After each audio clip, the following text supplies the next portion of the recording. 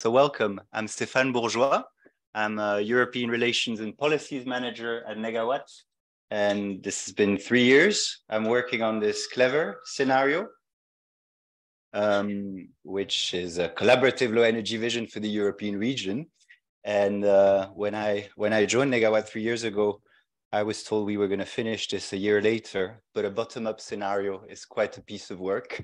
So congratulations to all of those who made it through until today. I'm quite moved to be here today. Personally, I'm also really happy to slowly go from project management to a bit more policy and advocacy work.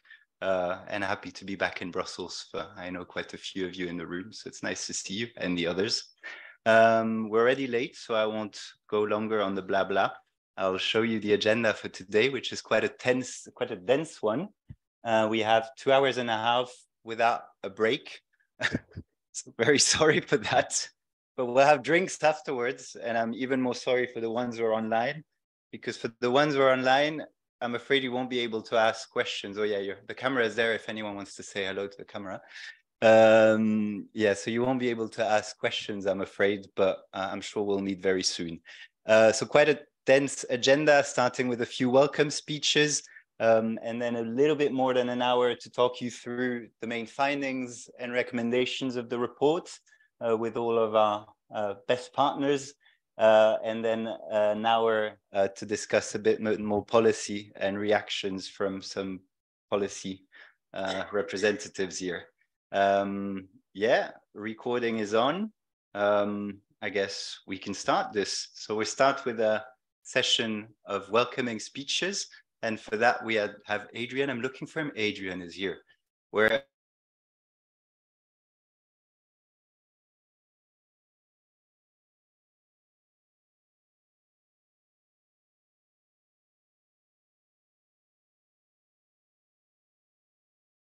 sound, I suppose I do.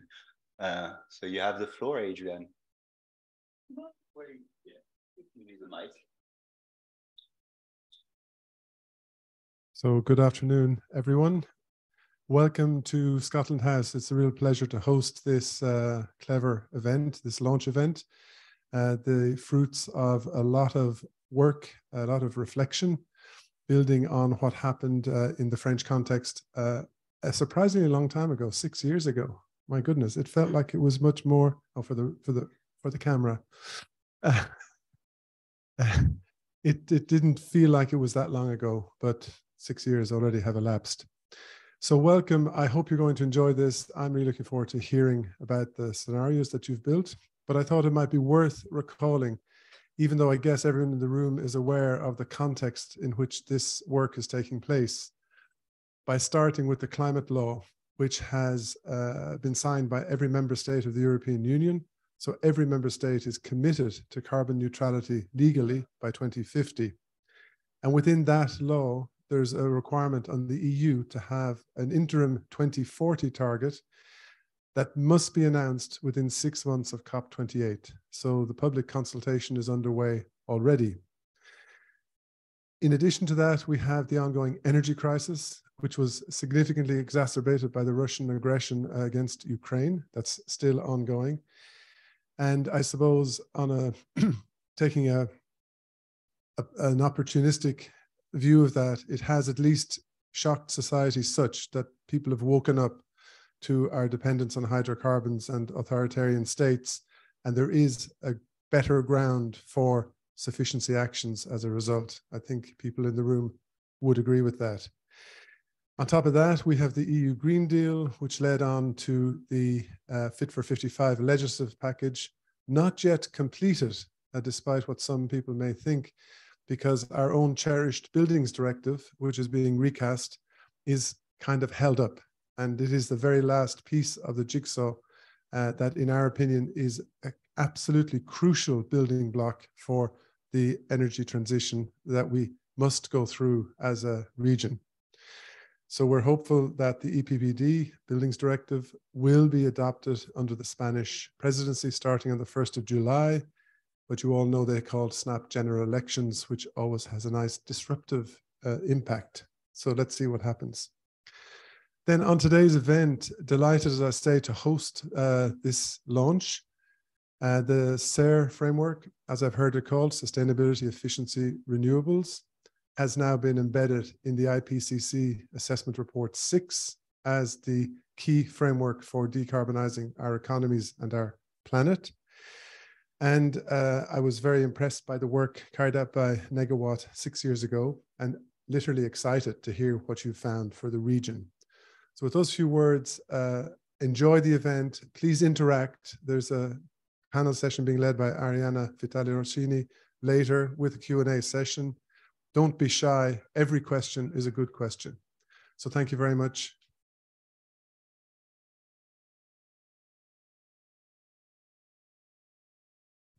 Thank you, Adrian, for hosting us and for this nice intro speech.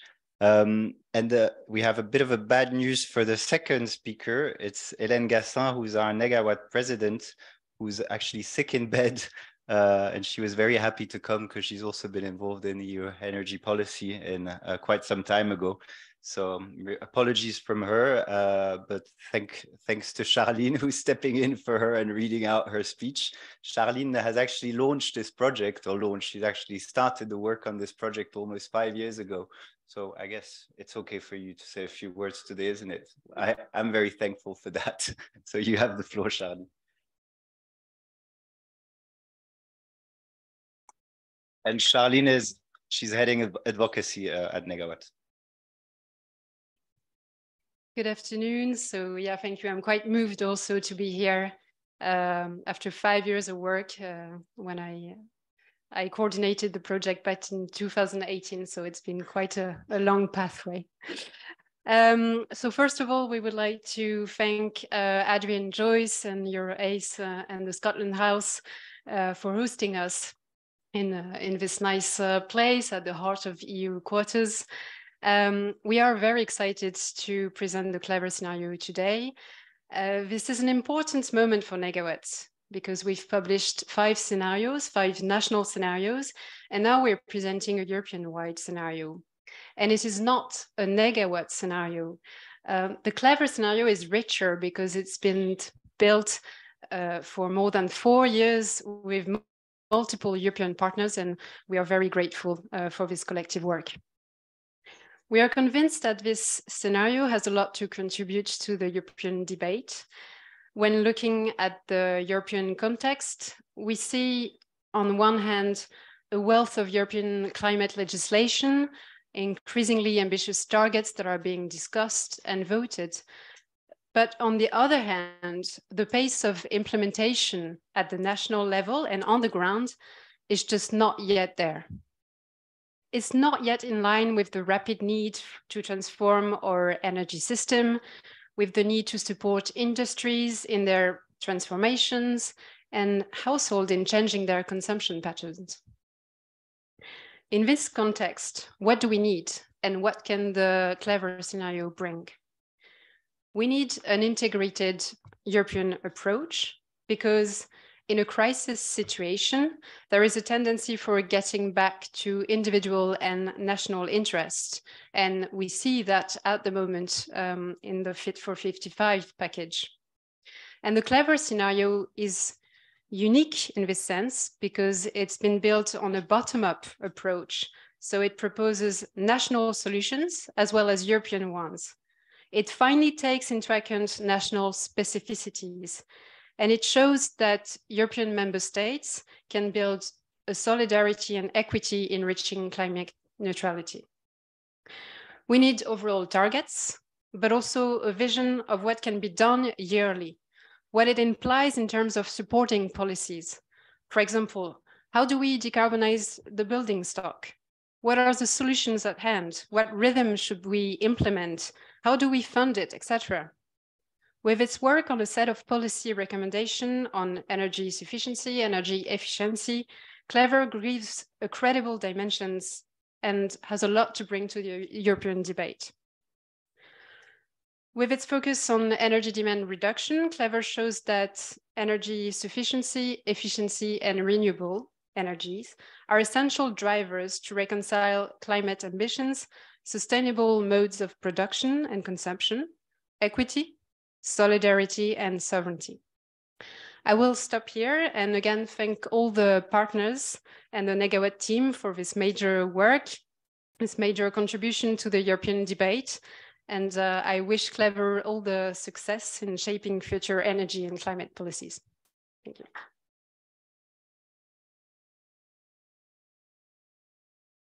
Thank you, Charlene. And thanks to both of you. We're catching up on time.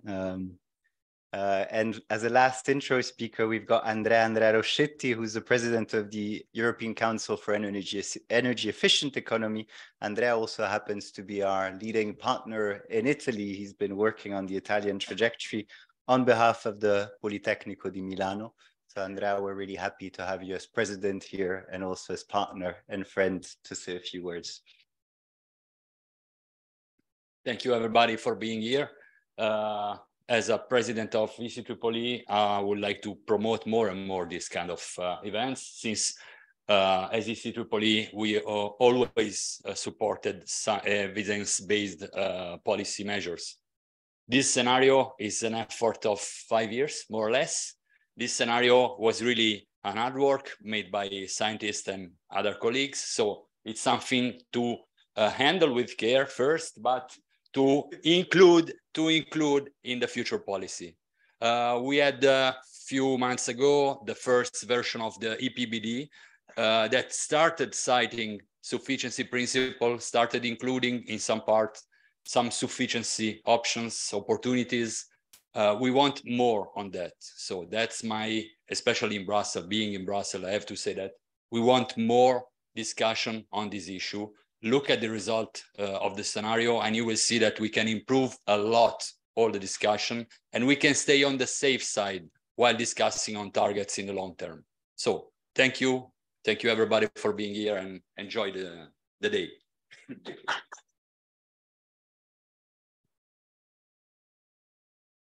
Thanks, Andrea. Now we're almost back on time. That's wonderful. All right. So we have a bit of time now for the first session. We'll be less than an hour trying to show you the main findings and results. And basically this will be a presentation of the report, which is already, I'm told, I hope, online on our website, 70 pages document. You have also an executive summary somewhere in the corridors over there that's much, much shorter. And yeah, what should I tell you about this? I can tell you quickly how the session will look like.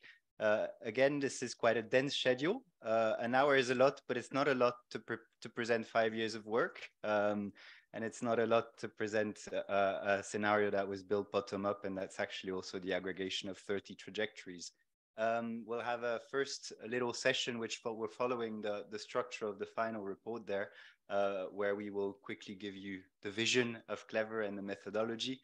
We'll come back on this, and then we will have quite classically global results.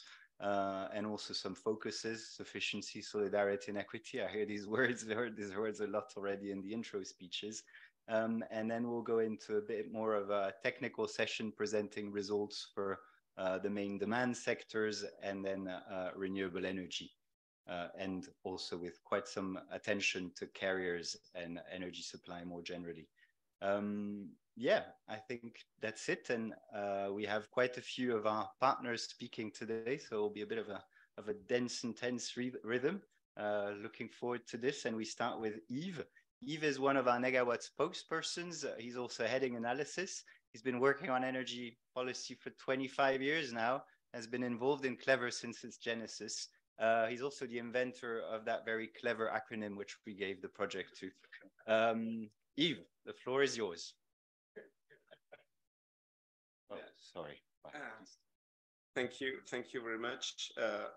Yeah, very happy and moved also to be here, and proud to start with presenting the methodology and objectives of the scenario and trying to explain what Clever means. And Clever starts with collaborative, and that's about the bottom-up approach that we took. From the beginning, we wanted to develop the same rationale that we did for 20 years in France with Negawatt in different national contexts, where the same kind of systemic approach could lead to different results. So it was really part of the project to develop this on the national level to go there to the European one. And this is why we developed this strong network of 25 organizations in 20 European countries. The scenario covers EU 27 plus the UK, Switzerland, and Norway. And you can see on the map that we have some partners with different levels of involvement, from those who were really active in developing their own scenarios to those who commented a trajectory, and those that were more observing. But all this partnership and discussion led to the scenario that we present today. Through a three-stage approach, we really started with gathering and building meaningful national trajectories. Then we compared, harmonized, reinforced them, and then we integrated into the comprehensive European scenario that we present today. Clever also means low energy, and that is about the systemic approach that we have developed through the project, and that we agreed upon with the partners, starting with this famous SER, Sufficiency, Efficiency, Renewables framework, which basically means that we, contrary to the traditional vision, which starts with thinking of resources, we start with thinking about energy services and working on that level before we develop some efficiency throughout the system to reduce losses, and then go for substituting fossil fuels and nuclear with renewables. So this is why we stick to this low energy approach as a way to both take into account all possible levers and try to care for all possible impacts and stakes. This, together with the bottom-up physical construct of the scenario, allows for taking into account different very important issues like the biomass nexus, like the balance between carriers, like the raw materials impacts, and so on. Third and lastly, Clever goes for a vision for the European region, which deals with the objectives we developed. We wanted from the beginning to develop a scenario that would address both climate and sustainability issues, but also, and that of course took an increasing importance in the last period of the project, taking into account energy security and independence issue, both in the short term, getting away from the crisis, and in the long term, so that this pathway away from the crisis could bring long-term sustainability. We also took a lot of care for implementing or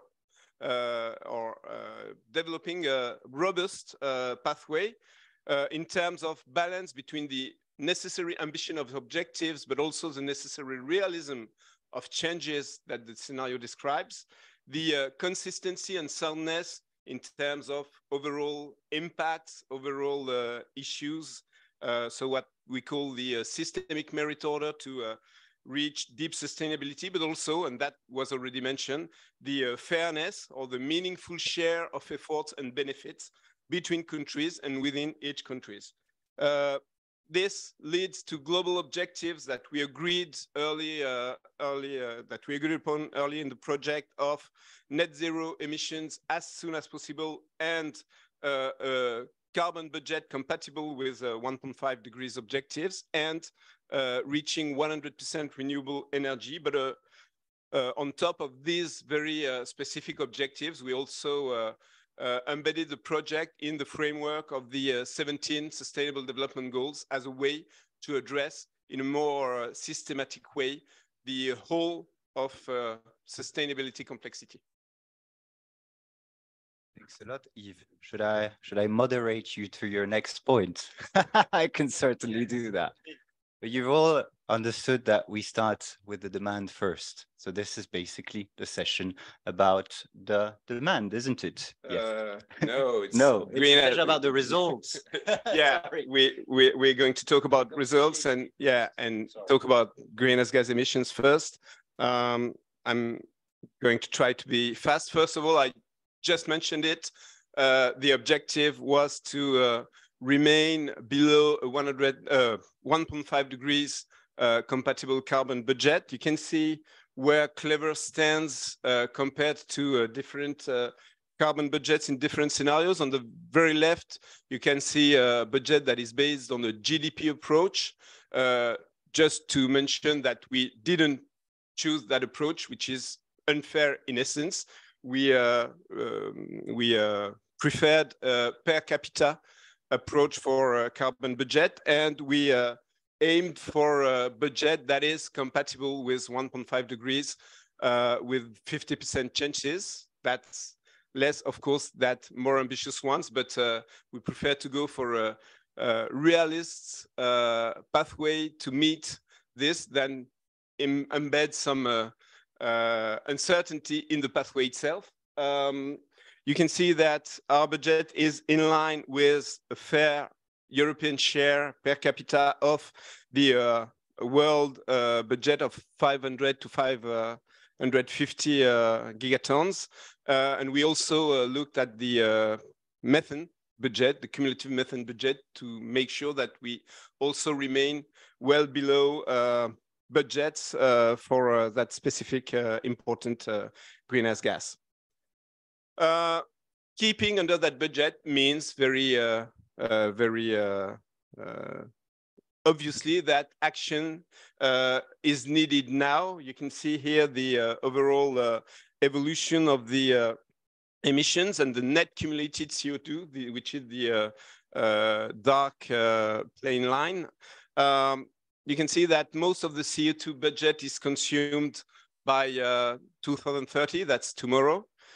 So we really need action, because any delay obviously steepens the overall curve, and we need to activate all levels now, which means sufficiency, efficiency, and renewables, which can deliver much faster than new nuclear or CCS that we find irrelevant or a distraction from that perspective. We were very cautious with the issue of carbon sinks. There's a lot of discussion about it right now, and you can see here with the dark purple line the evolution of carbon sinks that we took as an assumption in our scenario.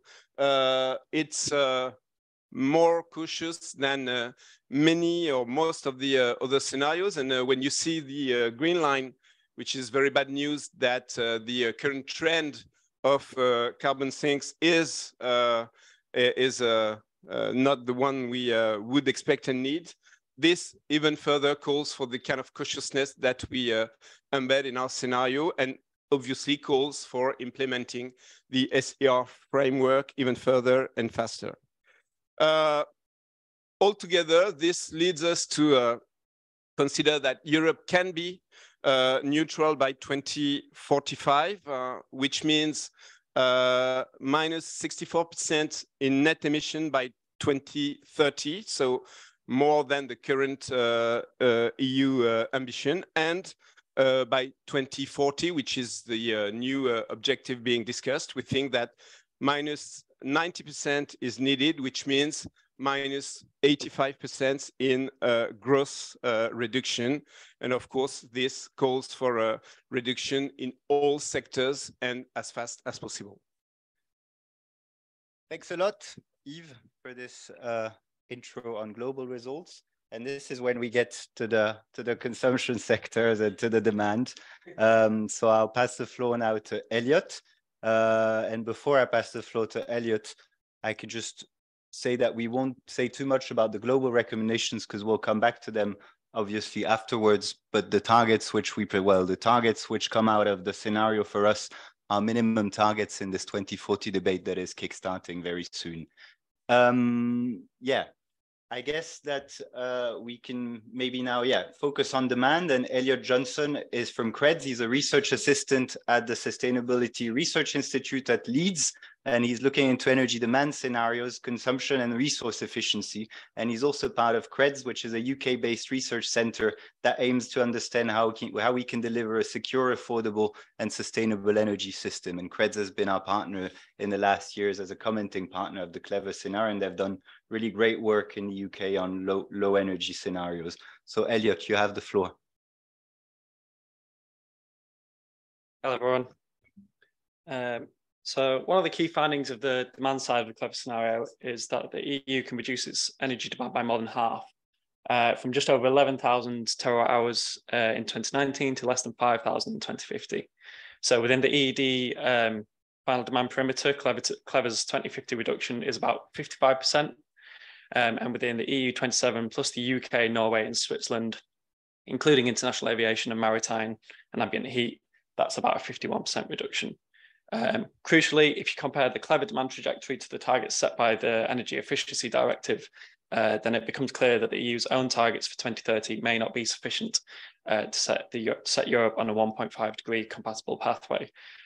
This is because Clever's reduction in demand compared to an EU reference scenario is about 18%, whereas the EED targets only amount to about 11.7%. So there's a big gap there. But these targets are in primary and final demand terms and are in absolute, not relative terms, so they avoid any fudging of the numbers when it comes to end use efficiency.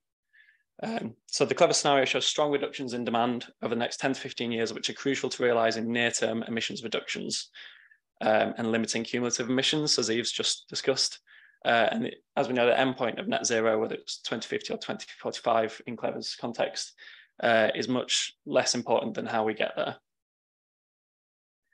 So the implications of these strong overall reductions in demand is that there needs to be ambitious changes across all end-use sectors. I won't go into too much detail on these sectors right now because they'll be discussed later on. But the strongest reductions come in passenger transport and domestic buildings, with sufficiency and efficiency as the key drivers. However, even with sufficiency, it's quite difficult to reduce demand in industry quite massively. This is because a lot of the efficiency gains have already been realised as organisations pursue energy efficiency in the name of the financial benefits. Agriculture, land use and forestry won't be covered at the launch here today, but there is a technical note on the Clever scenario website if you're interested in that. So there's a growing consensus. So there's a growing consensus on the potential for energy demand reduction in the global north and Western European countries, with demand reductions coalescing around the 50 to 55% mark. And the reproducibility of these results is really starting to show there's growing certainty about what kind of impact energy demand reduction can have. The fact that the Clever scenario also reaches such strong reductions in consumption is pretty remarkable, given that it also applies to lots of Eastern European countries which have much lower per capita consumption currently, which I think really shows the strength of combining the SER framework with the consumption corridor approaches. Thank you. Thank you, Elliot. And this is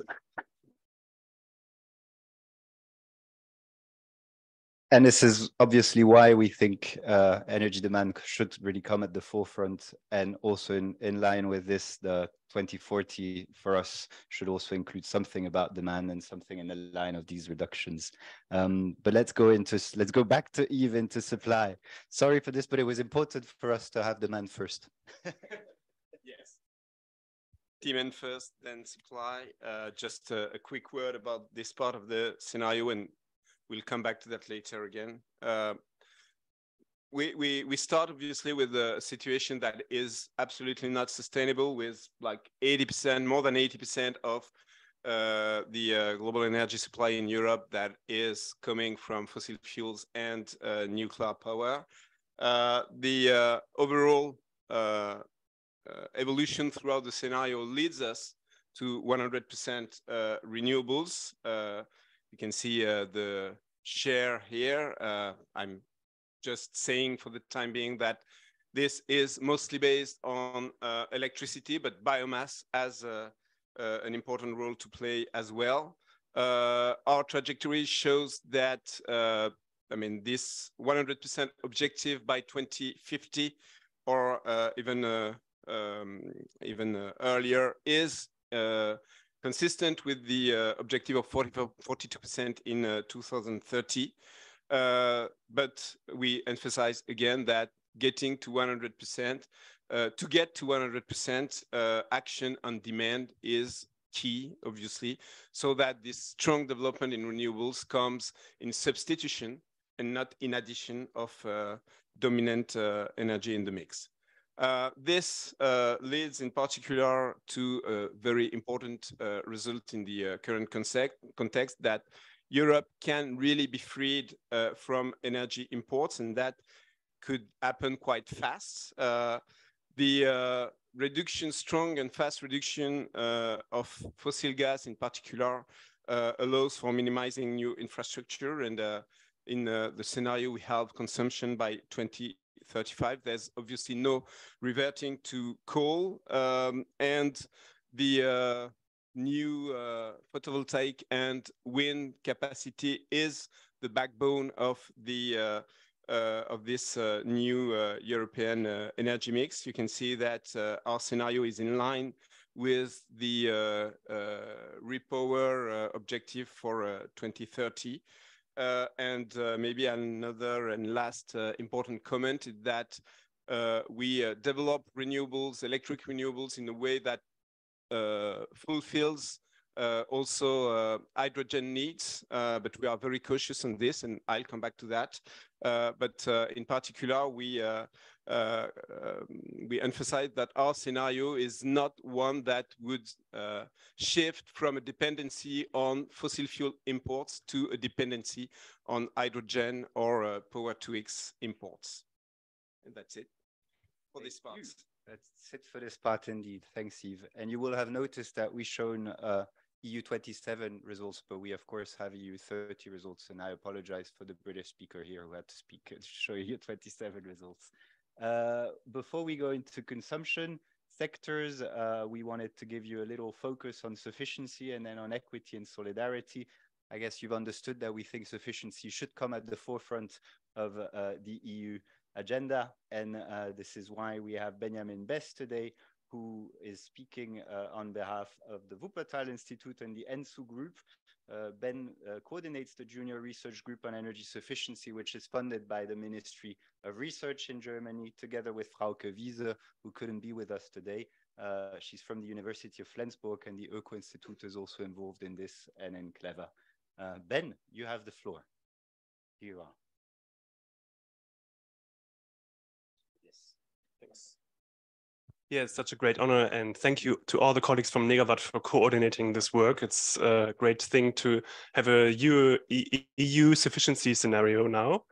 I think, of course, that sufficiency is a decisive strategy for reaching climate neutrality. And also the IPCC report mentions sufficiency for the first time in its latest assessment reports. And both the definitions of Clever and of the IPCC resonate with the donut economy, which stresses that sufficiency is about two sides of enough. So the first side is to avoid overconsumption, to adjust energy services, to keep the impact of the energy system below planetary limits. And then also the other side of enough, to deliver energy services to live a decent life. And so by this definition, it makes clear that also a fair and just distribution is included in sufficiency, and Krista will later on talk a bit more about this. So we can only reach climate neutrality, that I'm convinced, with a radical reduction of energy demand, which includes sufficiency and energy efficiency. And the need to combine this is because of rebounds. We see this in the historical data, where the growth in energy demand eats up the efficiency gains. So Clever corrects this underrepresentation of sufficiency in energy scenarios and reaches about, you've seen the results presented by Elliot, about 50% absolute reduction to sufficiency. And about half of this reduction is due to sufficiency. And this is different in the different demand sectors. For example, the adjustment of heated square meters, and also the adjustment of distance traveled, and also longer product lifetime. But this sufficiency behavior, or the structural changes here, do not appear out of the blue. So it's not about behaving in a morally correct way, even if this may be a part of it. But if you, for example, ask people in Copenhagen, why do they cycle so much? It's not because they think it's environmental friendly. Only a small minority of people do this. They do it because it's more healthy, more convenient, and also the fastest way to go around in Copenhagen. So it's about infrastructures and policies to enable sufficiency behavior. And in my research group, we collected about 300 policies in a public database, and it's available for the public. And we also include the effect of single policies. So you can look up the effect of energy demand reduction policies in this database. And our research group also extracted the sufficiency policies included in the NECPs, so the National European Energy and Climate Plans, and also compared this with the recommendations of the citizen assemblies. And this is the graph you see here. And the recommendation of these randomly selected citizens almost include more than, in almost all countries, more than 50% of sufficiency recommendations. And they also have a high approval for regulation, like, for example, bans on inland air travel. And this is opposed to the small share of sufficiency measures included in the NECPs. So because of this sufficiency importance, we propose also to include sufficiency as a pillar in the energy governance of the European Union, and also to include it as in the template of the NECPs in future. Thanks, Ben. It's actually quite fascinating. Yeah. It's fascinating, I find, to see that citizens, when well informed, actually give sufficiency more of a role than what we experts find out when we look into this, really, in terms of their impact. So let's hope this gets into the policy stage. But we don't have more time for this. We'll come back into sectors very soon. And before we go into sectors, this will be the only little moment where we will show you national results and comparison. We have, of course, a lot of that in the report and in all the data that is being published today, again, at EU30 and EU 2027 level. So this is a little bit the result of a bottom-up construct. We wanted to look at how this bottom-up construct can help us increase equity and solidarity throughout Europe. And Krista Pettersson will show you this. Krista is an environmental geographer, and she works as the energy and climate policy expert with the Latvian NGO Green Liberty. Krista, it's your turn. Sorry. And to begin with, thanks a lot to the Negawatt team and also other partners for including us in this project. It has been a very useful learning experience, also helpful for our work with a national energy and climate plan. And of course, if we look at the final, let's say, per capita final energy consumption levels in the EU, we see very different situations among countries. The division is both, let's say, typical to the Western and maybe Eastern parts of Europe, but also other differences prevail. So then let's say, the lead motives of modeling work and the clever scenario have been just transition and fair effort sharing.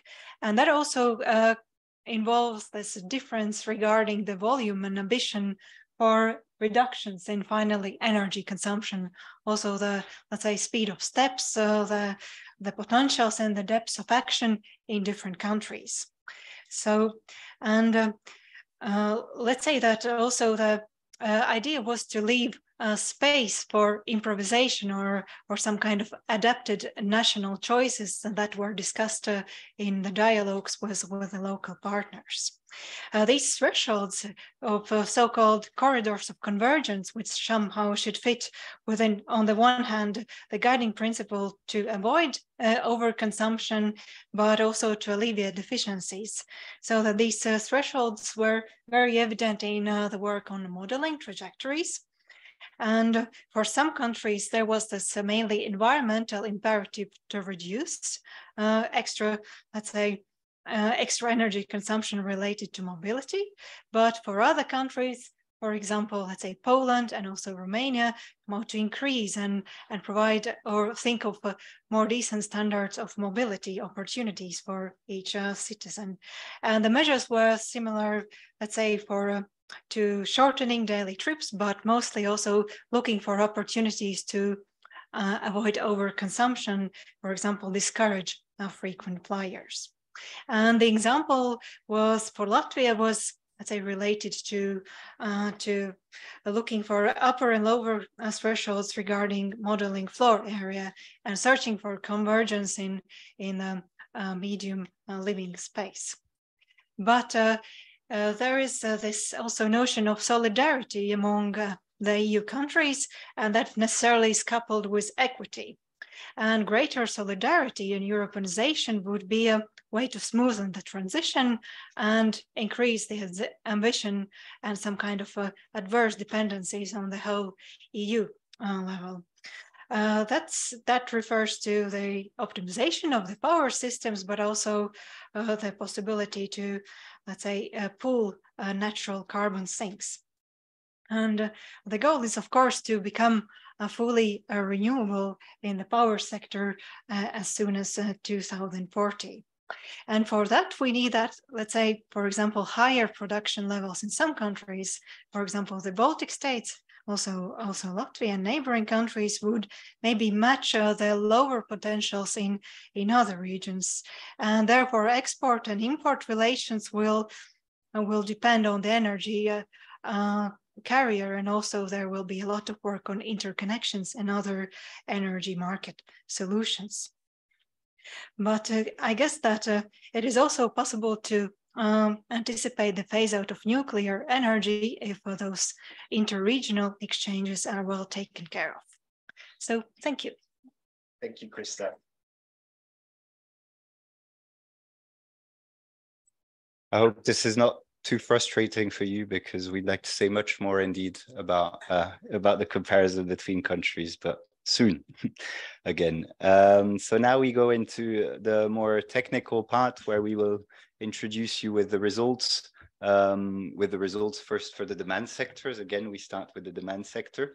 And again, I hope you won't be too frustrated. We really didn't want to be more than an hour, but it's obviously quite a challenge to present the results for a whole sector that we've been working on for quite some time in 5 minutes. So big challenges for the speakers coming up. And I think we start with buildings. And for buildings, we start with Sébastien. Sébastien Meyer is an engineer specialized in energy systems. You're also a climate activist, and you're a founder of Negawatt Belgium. That's pretty recent, and a researcher at UC Louvain in Belgium. Sébastien, your turn. Good afternoon to everybody. So if we speak about buildings, of course, we know that a big issue is the renovation of the park, of the building stock. And here we complement the deep renovation imperative with sufficiency. Of course, if we want to get to the right curve, we need to begin immediately at the right pace in every country to insulate and to get to the desired performance for the buildings. It's key. It's the biggest factor for the reduction that we show here with our scenario. But if we only do this, previous speakers have said, we see that the rising of the living surface per capita is counterbalancing the gains in efficiency, and we need to do both things together. So to act on the efficiency side with the deep renovation, but also to implement efficiency measures.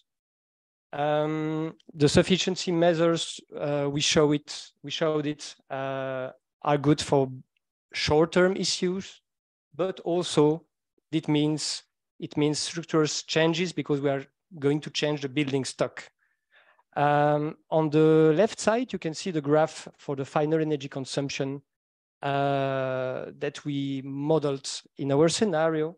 And you can see that with minus 56% in 2050 of the final energy consumption of buildings in EU27. It's the biggest part of the reduction that we have, the biggest reduction in the sectors. The objective being for the buildings to be climate neutral, to be net zero in 2050. You can see in the carriers, the kind of carriers we use, that coal is phased out mostly in 2030. We reduce strongly gas for 2040. And at the end, in 2050, we mainly have like 55% of heat pumps and heating networks and biomass for the rest of the carriers. And gas, it will be explained later, is left for other sectors. Of course, this implementation of heat pumps and phasing out of fossil fuels must go with the renovation, first renovation, and then we change the appliances. If we go to our major recommendations, and speaking about efficiency first, about the deep renovation, I speak about deep renovation, but what do we call deep renovation in our project? We called it a performance of the buildings that is consuming less than 80 kilowatt per square meter and per year.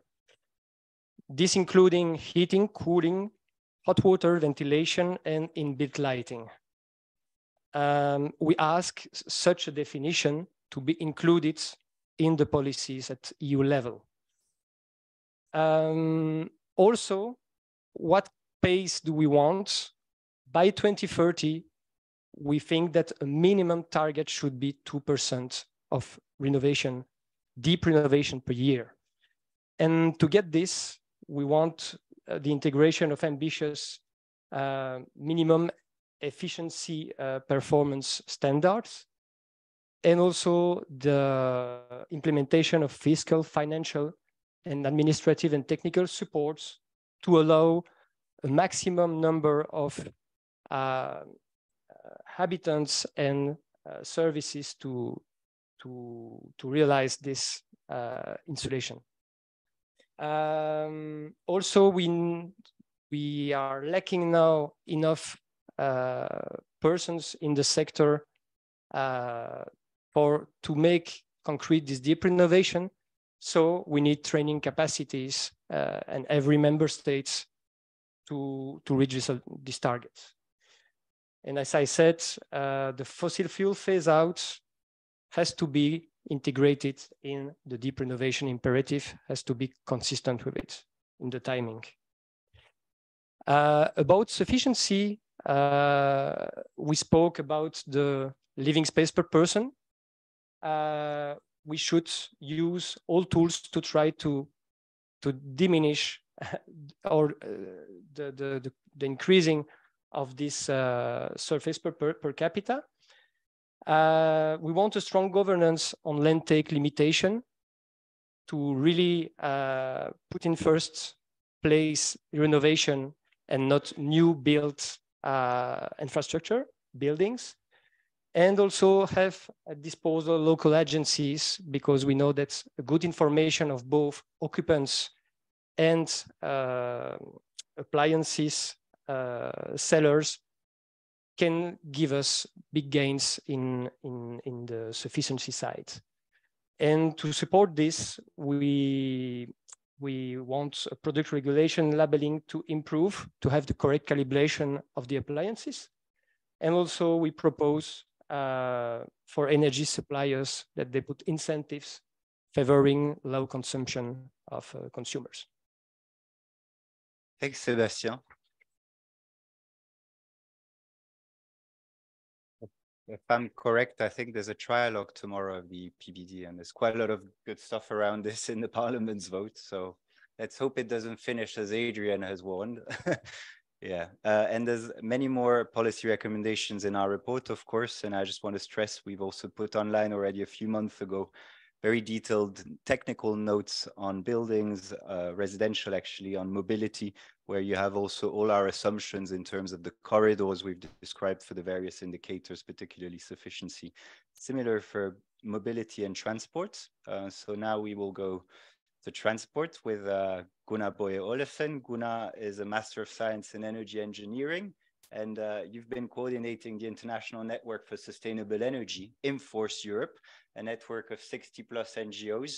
And you've actually been working with scenarios for transition to 100% renewable energy in quite a few countries around the world until Uganda, and also for Europe. So the floor is yours, Gunnar. Yeah, thank you very much. I'm also very happy to be here and like to thank Negawatt to organize it. I'll just see how I get to the next slide. Yeah, first of all, this is the main result from transport.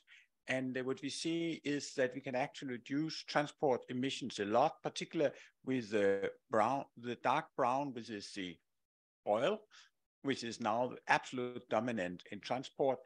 And but what we see is also that we are having a number. We have electricity, of course, coming in as the biggest one at the end, but we also have some natural gas, which I'll come back to. But if you look at emissions, also we are seeing how we can cut emissions almost effectively 100% and 80% in 2040. And that's coming from our bottom-up scenario. In some countries, it's done earlier, but some countries are doing it later. And some key lessons that we have from it is that sufficiency is in many ways a no-regret option, because as we have had for the last many years an expanding car use in Europe with longer and longer distances, to go against that, to make distances closer to each other, to make more people using bicycles and public transport is good for many things, not just for the climate, but also it makes more livable cities. It makes a lower resource consumption in many other ways. But we also, for the cars themselves, you know, a lot of the emissions from a car is actually in production. So if you want to address also we need smaller, lighter, and more pooled fleet of vehicles, more joint cars and more combinations where people are driving together in one way or another. And all this is partly, of course, for the climate, but also to reduce critical resource demands. We think it'll be difficult just to move everybody into electric cars, because there's simply a limited how much lithium and other resources that we have on the earth. And if we could do it fast, there's even a crunch of the current mining capacity, but there's also a longer term limits of the total resources. So this is why we think that it goes very well. If we really want to be serious about climate, we also need to put sufficiency in here, which is less driving and shorter driving and, well, more other ways of transporting.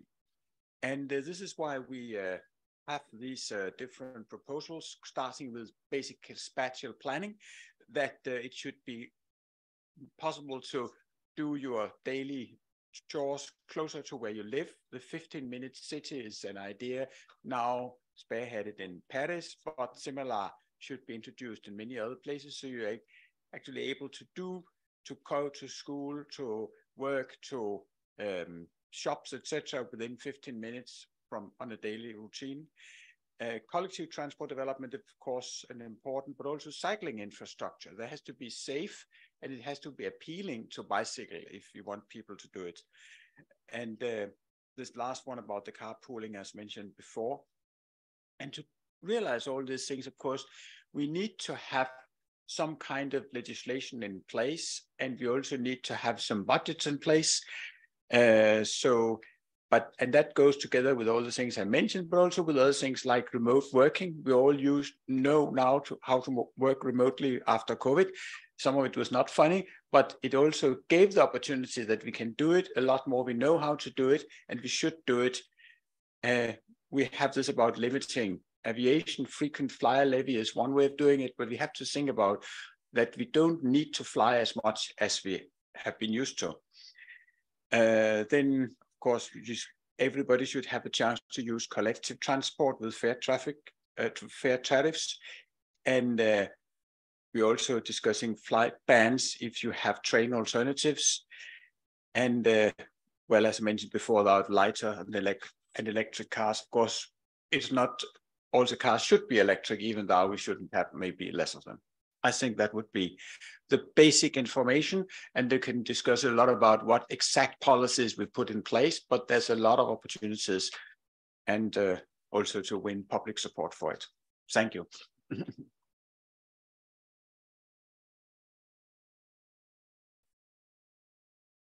Thank you, Gunnar. And you were the last clever partner speaking. So thanks to all the partners who are speaking today and to the others who weren't speaking today, but are here or are listening online. It was great working with you, and it's not the end, of course. But then we continue with the main demand sectors, and we continue with industry, actually industry and materials. And for that, we have Adrien. Adrien Toledano is an engineer and economist specialized in the energy, climate, and materials nexus. He's worked on supporting clever partners in building the industry and the transport trajectories of this scenario. He's working for Negawatt on the material footprint evaluation at the macro scale, and also is specializing in batteries. Adrien, your turn. Yes, thank you, Stefan, for this kind introduction, and good afternoon, everyone. I'm going to present now the main results and the policy recommendations of the clever scenario for the industry. As a reminder, industry represented in 2019 31% of the greenhouse gas emissions of the Union, and 23% of its final energy consumption if we exclude feedstocks. So it is a key sector to decarbonize. On the graphic on the left, we can see the evolution of this final energy consumption by energy carrier. We can see that this energy consumption is reduced by 32% by 2040 and 37% by 2050. Sufficiency and circularity are essential levers, as they represent between 15 and 80% of this reduction in countries like Germany, France, or the United Kingdom. On this graphic, we can also see that there is no more coal by 2040, and that the share of electricity highly increases. And this is linked to direct electrification, which is key in order to ensure energy savings, but also to ensure energy balancing between carriers and sectors. We can also see the emergence of hydrogen, but only for specific uses, like the production of primary steel. Hydrogen is also used for non-energy uses as a feedstock to produce decarbonized olefins and decarbonized ammonia. On this next slide, I'm going to present the main policy recommendations towards a less energy and raw material industry in Europe. On the left, we can see the three main assumptions of the clever scenario in industry, which corresponds to the application of the SER framework to this sector. We start here with sufficiency, which means adjusting the nature and the intensity of the industry demand in order to meet needs and services while minimizing the use of materials. It generally leads to a reduction of the industrial production. As other sector creates the demand for industry, these policy recommendations on industry need to be in line with buildings and transport, which create the demand. So for example, the net zero land take that Sebastian talked before on buildings will induce a reduction of cement and other construction material production, and so have energy savings and greenhouse gas emissions reduction. The bonus malus on vehicles weight, so we will have smaller cars, and this will induce a reduction of steel, aluminum, plastics, and all of these materials required to produce vehicles. But also in general, all sufficiency measures and policies in other sectors will lead to a reduction of the industrial production and so the final energy consumption.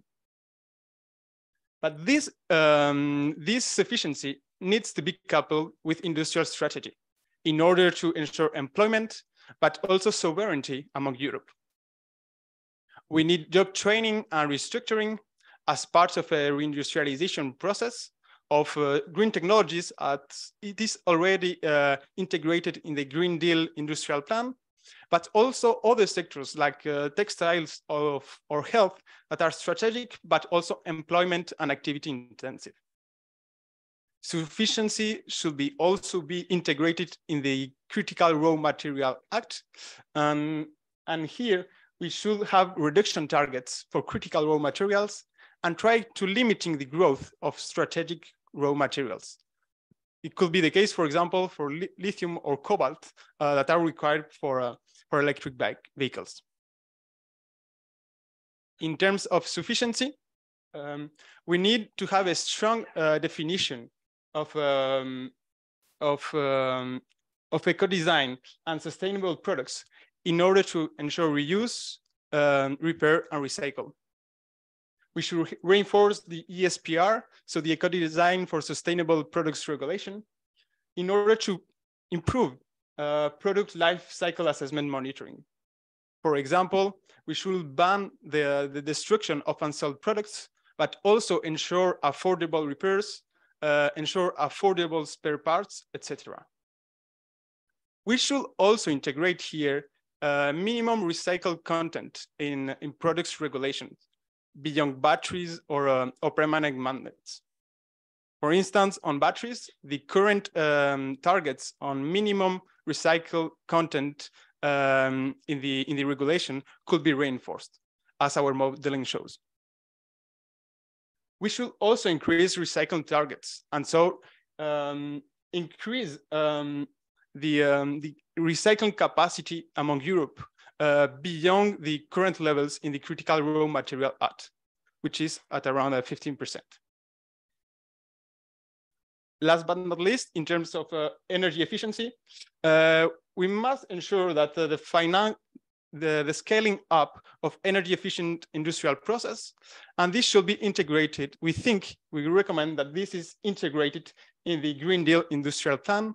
And also we think that this Green Deal industrial plan should getting the use of hydrogen for specific uses. Thank you. Thank you, Adrien.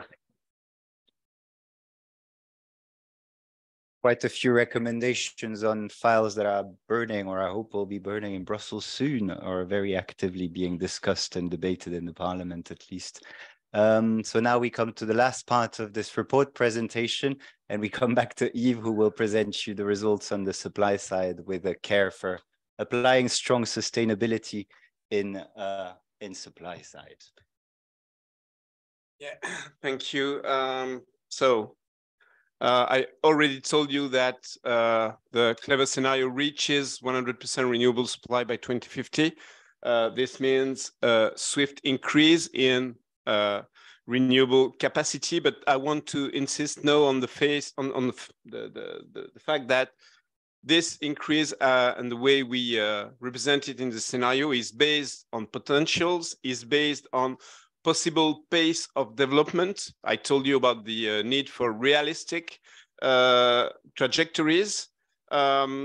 This leads us to have mostly electricity, but to also keep a significant role for biomass, and the balance between these and the overall reasoning on the development is related to a very important and somehow lacking in many scenarios analysis about energy carriers and their balance.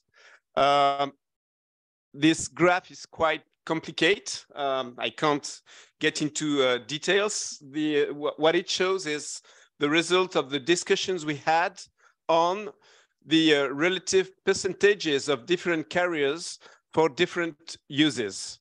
For instance, you can see on the very left that only one carrier appears, which is biofuels or e-fuels, which is the only one available in the timeline we are discussing for aviation.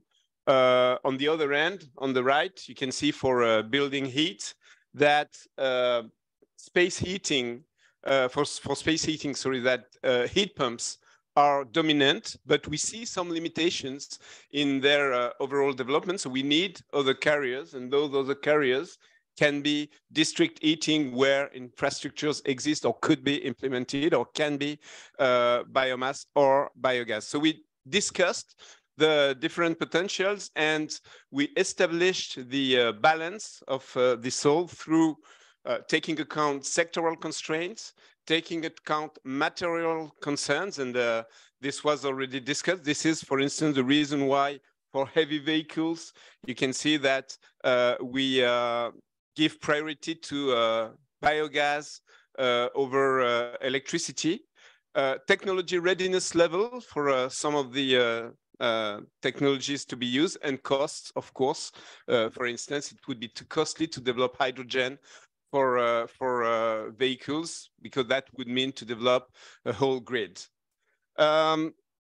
So this is the overall framework, and when it comes to bioenergies, we really think sustainable bioenergies have a significant role to play. Our assumptions on the overall potential for biomass are among the lowest evaluations in existing ambitious scenarios for the EU. So we think we are on the safe side when it comes to potentials, but nevertheless, we foresee an important development of solid biomass, mostly based on byproducts, a restricted development of bioliquids, mostly to fulfill the need of the remaining level of aviation, and a significant development of biogas in line for 2030 with the Repower EU objective. And this biogas mostly comes from cover crops and is mostly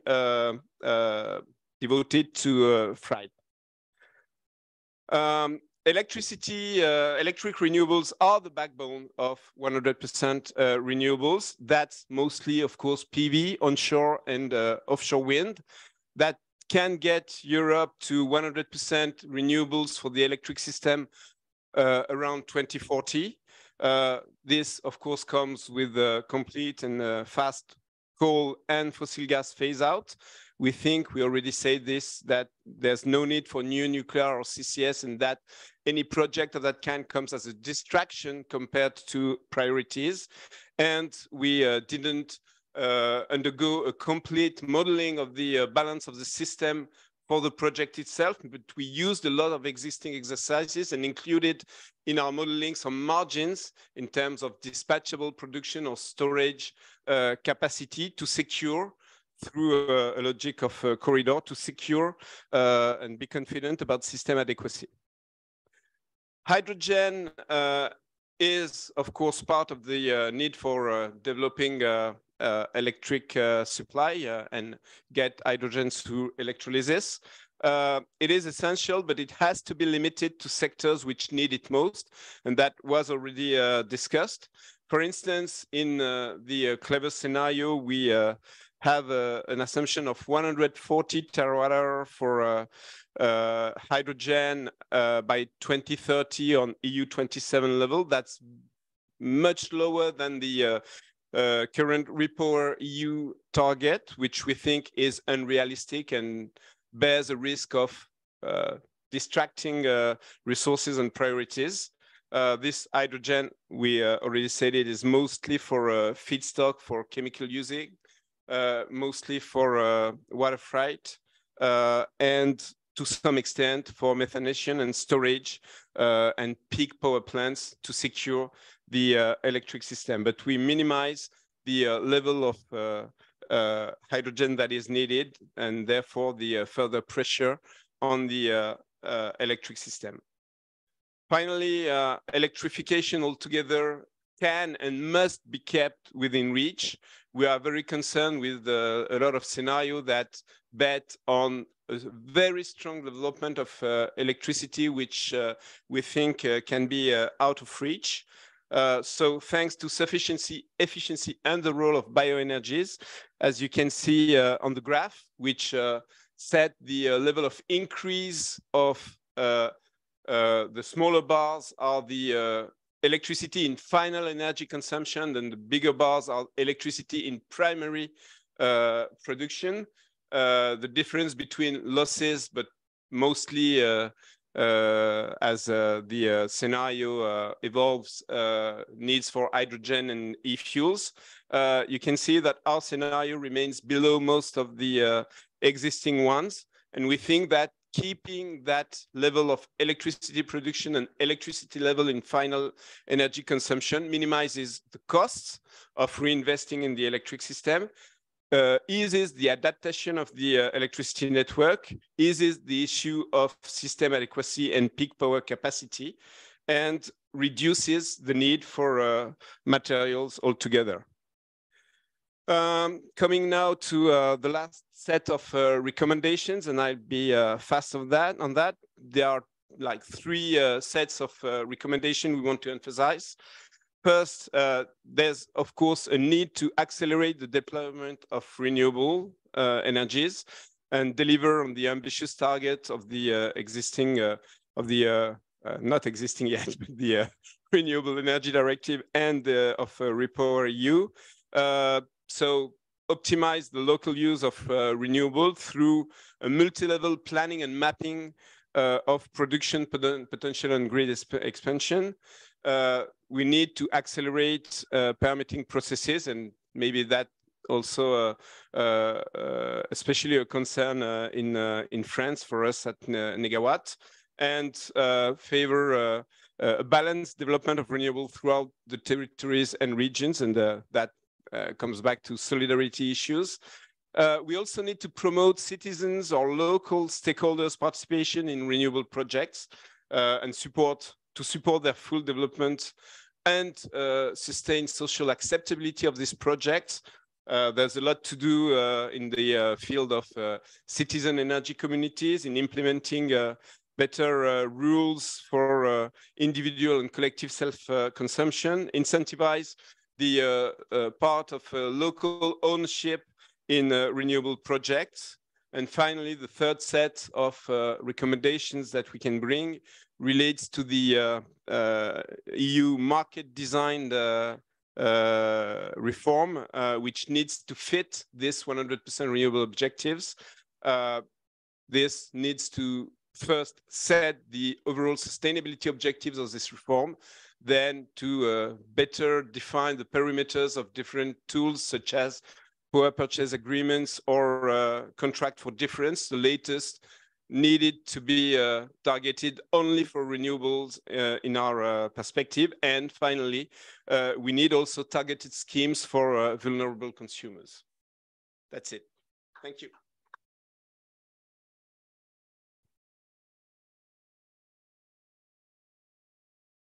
Thanks, Steve.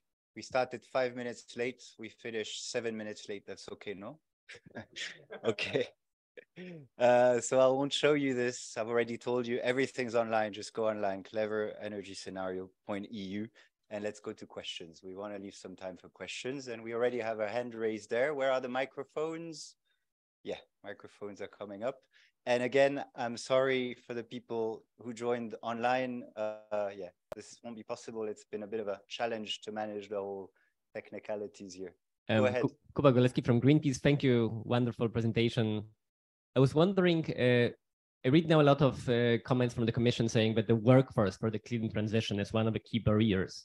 And given that you focus on reduction of demand, could you tell us what that would mean in terms of less specialized people needed in order to deliver transition? Because in a lot of scenarios that require this massive buildup of renewables, there's also a massive buildup of people, and people not so easily replaceable. So could you tell us a little bit about what it means to people skills from here to 2050, if you can? Anyone wants to take this from the panelists? Eve, you want to give it a try? Yeah. Training. Oh, should we go? Yeah. Which slide? Sorry. Sorry. Yeah. Sorry. I'll manage. Yeah. I don't know, because I wouldn't want to minimize the need for developing workforce and the opportunity that energy transition means in terms of new jobs and a new economy.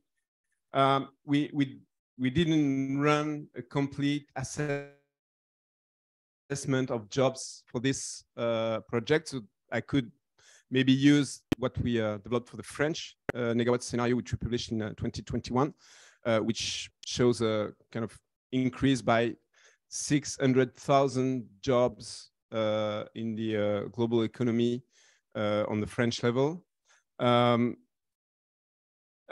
Obviously, I mean, what I said about minimizing cost, efforts, stress for the electric system in particular means that it puts less stress on the need for a dedicated workforce to that part of the scenario. So that could be said of any part of the scenario, but that should not be seen as an overall reduction of the opportunity to create jobs, because sufficiency is also likely to create jobs. Like, I don't know how you say it in English. We say économe de flux in French. No, économe de flux, I don't know if someone has a translation. I mean, there's a lot of discussion about it in France, particularly in the framework of the current sufficiency plan that the government is pushing. It's simply someone who, on the level of a territory and public buildings, chases any loss of energy or any fluids, and reduces consumptions by, changing behaviors, changing practices on a local level, and we need thousands of these. So this is just one example, but maybe Benjamin, you would have through the database on sufficiency policies other examples. But so we think that we gain more job opportunities through the diversifications of the levers we are implementing than we lose from developing less that or this sector. Does it work? Yeah. I just wanted to add and emphasize that there's a synergy between efficiency and sufficiency here. So if you stop the or decrease the building of new buildings, you can also free up labor to skilled labor for renovation. So it's actually not calculated through in a thoroughly manner for the EU, but you can find different examples where there are synergies.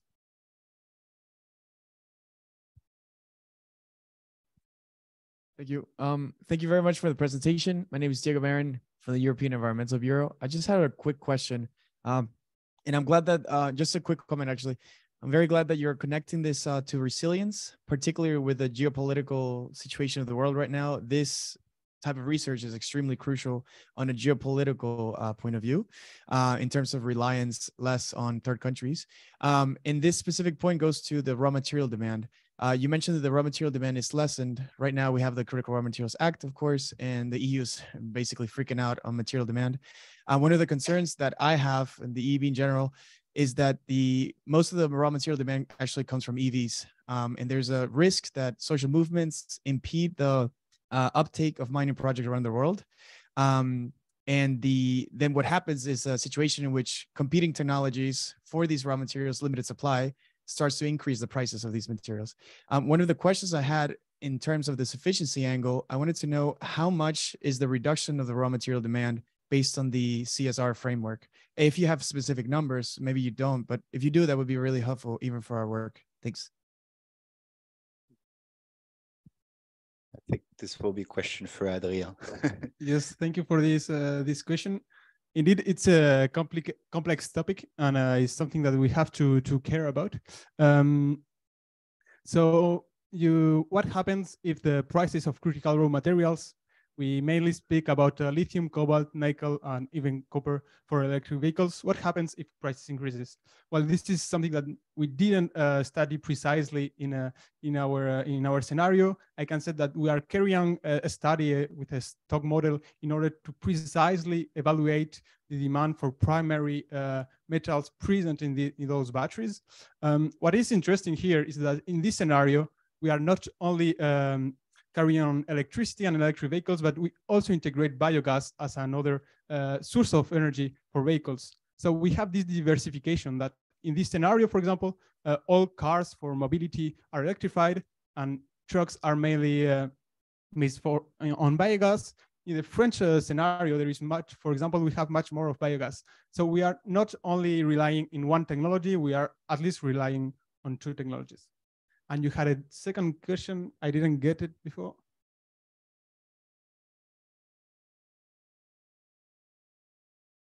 Okay, thank you. But you also said something about resilience, and I don't know if you...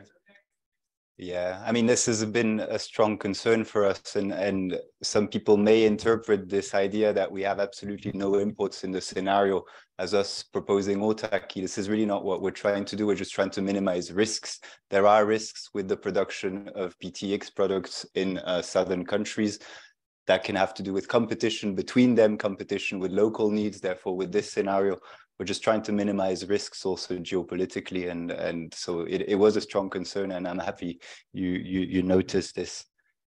You want to take the floor, Yves? Yeah, please be short. Huh? Yeah, just one word. I mean, yeah. First, I mean, what we want to represent is not an autarkic Europe, but Europe that can choose what it exchanges. First of all, and the second point is coming to resilience. We started this project long before the current level of consciousness about crisis and instability, but we are furthermore convinced that the SER framework is the better way, the best way to implement the kind of transformation we need robustly in that increasingly unstable world.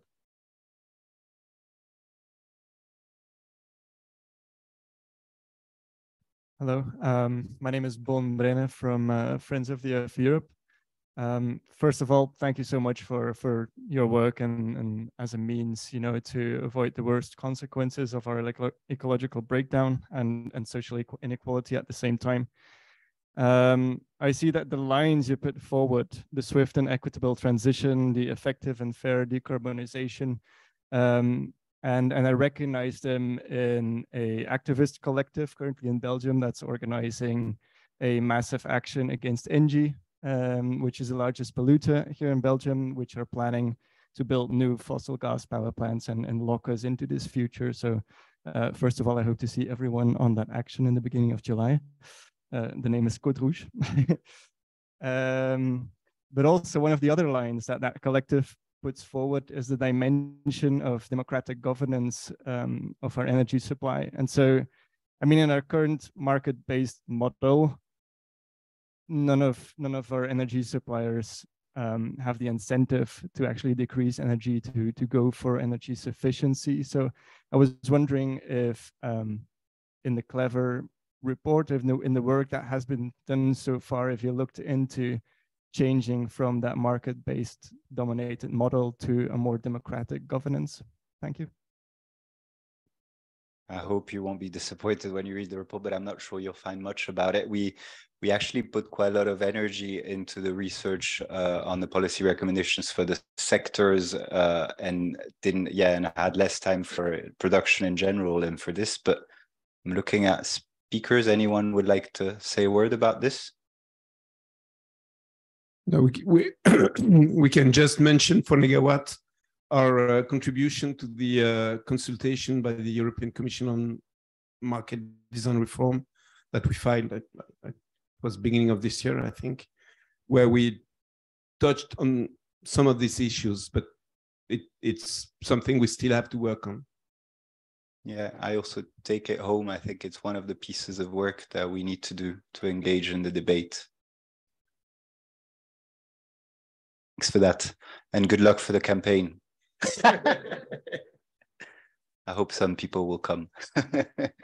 Yes, hello. I'm Victoria Serrano from BPIE. Thank you for your presentations and for trying to mainstream sufficiency into European policies.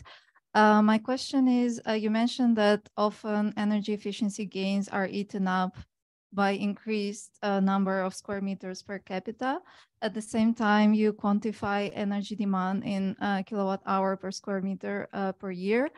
I was wondering if you consider in your policy recommendations to shift into other metrics, such as kilowatt hour per capita or per total building, that would be incorporated into the EPC building passport, building logbooks that eventually would fit into the maps and other policies. Thank you.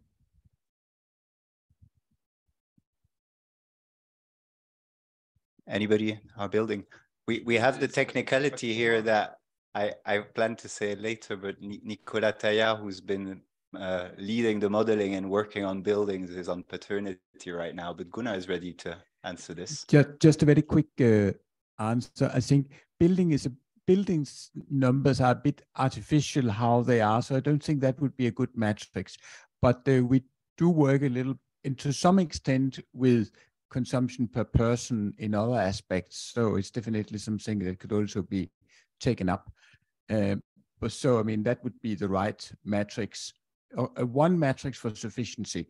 But what we are working on has been the size of the building per capita, the living space per capita as a matrix together with the consumption per square meter, because so we think to catch both or take both of these two metrics is actually one way of addressing this issue. And we find it looks like it's easier to get analyzes and set targets if you have the both metrics. Thanks, Gunnar. I think you want to take it? No, me again. Sorry. No, we've been working for a long time on sufficiency potential, sufficiency policies, and we've been told so much that this doesn't work like efficiency. This doesn't work like developing supply because we lack indicators, we lack return of experience, we lack everything to put policies in place. And we are, on the contrary, convinced that sufficiency works the same way as efficiency and supply options when it comes to developing assumptions in scenarios, thinking of policies, finding return of experience. So we need dedicated indicators, we need dedicated work, and that is one of the reasons why we insist so much on the need to distinguish between sufficiency and efficiency and make it the two pillars combined of reducing demand. But we need dedicated indicators such as square meters per person or kilometers per capita per year, and more refined one. There's a lot of refined indicators so that we could think of the right policies and develop objectives and have a follow-up on how policies deliver. Thank you. Could that be a transition to the panel? But I see a lot of hands wanting to get raised, and I'm looking at our moderator. We're 5 minutes late. Well, we're actually more than 5 minutes. No, we're 5 minutes late. Should we take one more, and then we can also have discussions over drinks, and there's another Q&A session, but with the speakers of the panel. So we take one last one, and sorry for the others. Okay. Thanks very much. Cosimo Tansini from European Environmental Bureau. I have a two-part question. I'll try to make it as brief as possible. You mentioned the role of solid biomass from an energy supply point of view. I was wondering if you could tell us a bit more regarding the assumptions. Sometimes we think about solid biomass being used in remote areas, but there are no obvious replacements. I'm wondering if you have if you see a large use of solid biomass in district heating network. Second question, and maybe more general, we're seeing the Renewable Energy Directive basically blocked because of resistance of a certain number of member states for a certain number of reasons, but we can sum up as nuclear. And so my question would be really to all the panel, what would you reply to the advocates of we need every tool and we need every solution, which is something that we are hearing a lot these days? Thank you. Yeah, I also prefer the second one, but yeah, I mean, what we have in common in Europe is renewable energy, what everyone wants to do. So if some want to do nuclear energy, they could do it by their own, but should they use the European policy tools to do it? I don't know. Yves could talk for hours about nuclear because he's also a nuclear expert, but I don't know. I don't want to watch him on this. Maybe we take that for the drinks. You want to say one word about this? But maybe take the second question, and Gunnar, you will have the first question quickly. I mean, the answer is very simple. You can use €1 on 1 hour of engineering only once. So if you spend it for nuclear projects, you don't have it left for sufficiency or renewables. And what we need now is to put all our resources available to dedicate them to priorities. That's why we call nuclear projects or CCS distractions, because it drives some resources away from priorities to deliver too late and at a time when we are convinced that it won't be needed anyway if we put resources on the right priorities. I hope it's on biomass. And very, very quickly on biomass, before we go to the next, what you saw there looked like an increase in biomass use, but it's actually increase in biomass production. And as we have a lot of import of biomass in Europe today, it's not necessarily an increase. What you saw was that there will be no increase in forest biomass, I mean wood for energy, while we see that there's some room, particularly for increase of biogas, and that should not only be from manure and from the industrial agriculture. Of course, that'll probably still be there, but that could even be smaller, the agriculture. We haven't gone into that, but there are a lot of places from waste streams like sorted municipal waste where you can actually take thing and make it into biogas and get not only the gas, but also some fertilizer that can be used for organic farming. And then we also had some increase in the solid waste materials from industry and from farms. Not that we should burn all this municipal waste like we do today, but we think there are some waste streams that could be increased.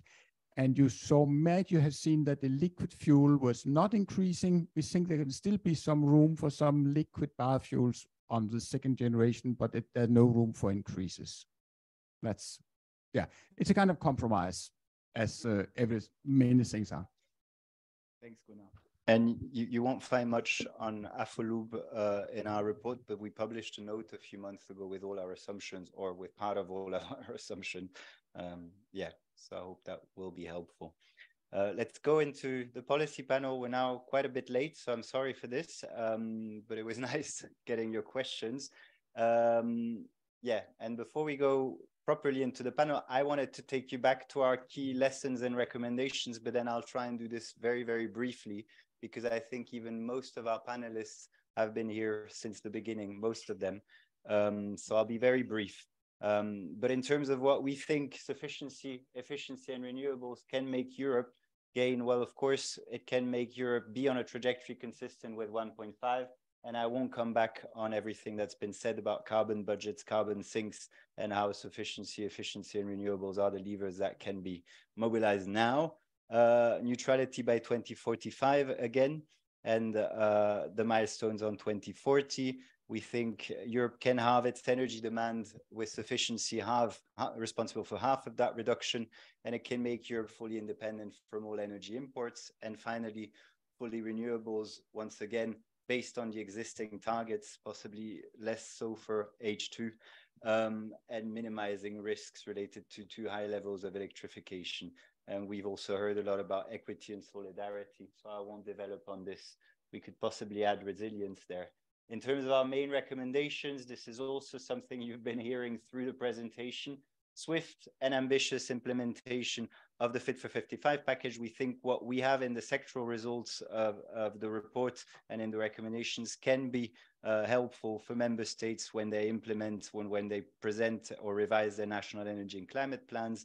And I won't detail all the legislative files that are being finalized. It's been discussed here and there.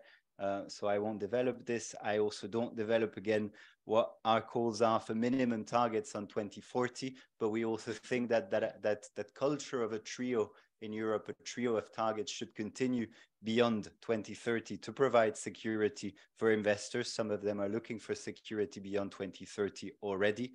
I know some people and some member states are a bit tired of looking beyond 2040. But we think now it's time to slowly go for this, and we will definitely respond to the consultation. And of course, we call for mainstreaming of sufficiency. I remind again that for us, this is not about behavior, and it's really about a proper word, a proper concept of sufficiency that has to do with setting infrastructure so that behaviors can change. We can put sufficiency everywhere, including in scenario building. And I look at the commission there. We've done it, so you can do it too. It's on the basis of data. We need the data, and that's also a call for the Commission. And we can, as it was said, also integrate sufficiency in the upcoming governance, possibly with this idea of corridors. It could be interesting for the next government, and also in all sectoral legislation, including at the national level. I just wanted to show you this because possibly we shouldn't go into this too far, but we've shown you that citizens, when they're well briefed, they choose sufficiency even more than what is its actual potential. But in fact, already today, if you ask citizens around, they can come forward with very bold support for bold sufficiency measures. So I don't know if you see all of this, but you'll definitely be able to find this in our report. So we don't think this will create a backlash. We think citizens are ready, and if we're clear and clear enough about what this brings, there will be even more so ready. We think there is possibly more a challenge with decision makers, and maybe with some of us and our lifestyles. So possibly this is also a message for this policy debate coming up. Yeah, and I launched a policy debate now by calling Arianna to the floor. The policy panel is built called Bridging the Climate Neutrality, Security and Sustainability Gap through SER, between ambition and feasibility. And as I've just said, we've got Arianna Vitali, who was very kind to accept to moderate this a bit late panel. I hope we can do it in an hour and we can finish possibly 5 to 10 minutes late. I hope that will be okay. Arianna is Secretary General at the Coalition for Energy Savings since 2021. Before that, she was a Senior Policy Advisor at BPIE. And before that, she's worked at WWF in the European Policy Office, this also on energy savings. So Arianna, we're really happy for you to moderate this, and I'll go and sit down and relax a little bit. Good luck. Good job, by the way.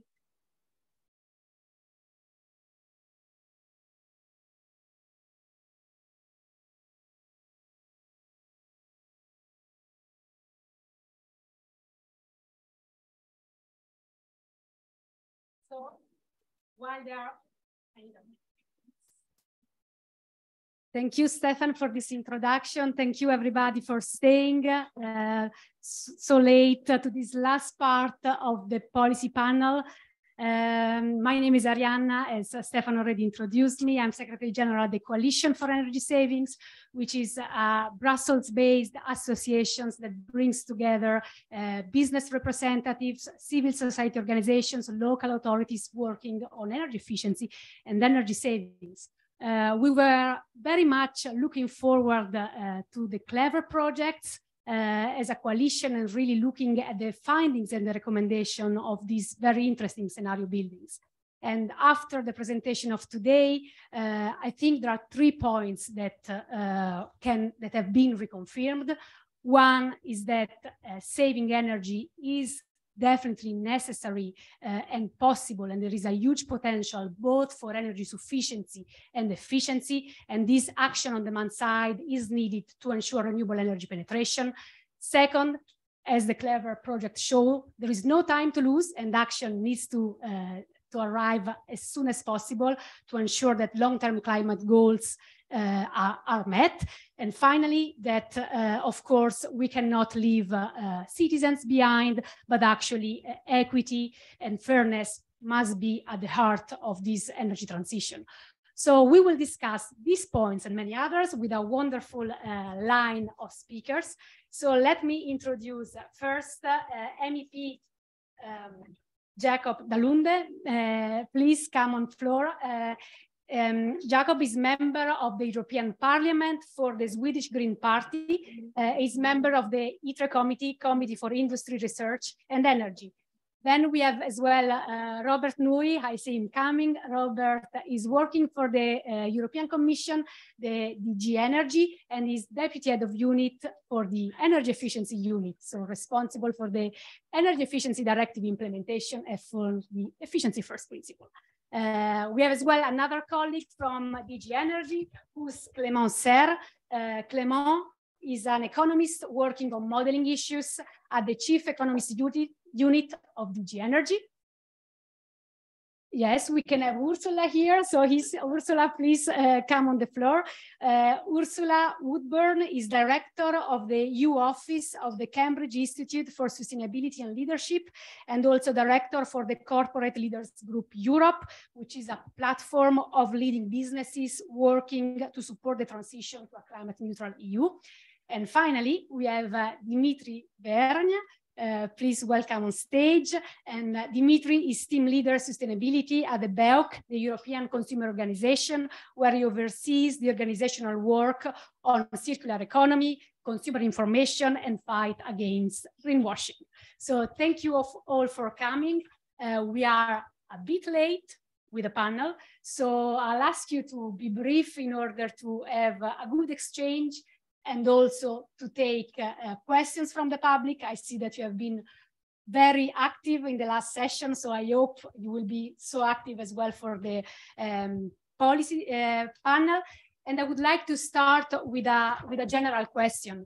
We have been hearing a lot about the main results and lessons learned from the clever scenarios and the policy recommendation. So I would like to hear the all thoughts and what have been your key takeaways, starting with MEP Jacob Galute. Thank you. Thanks so much for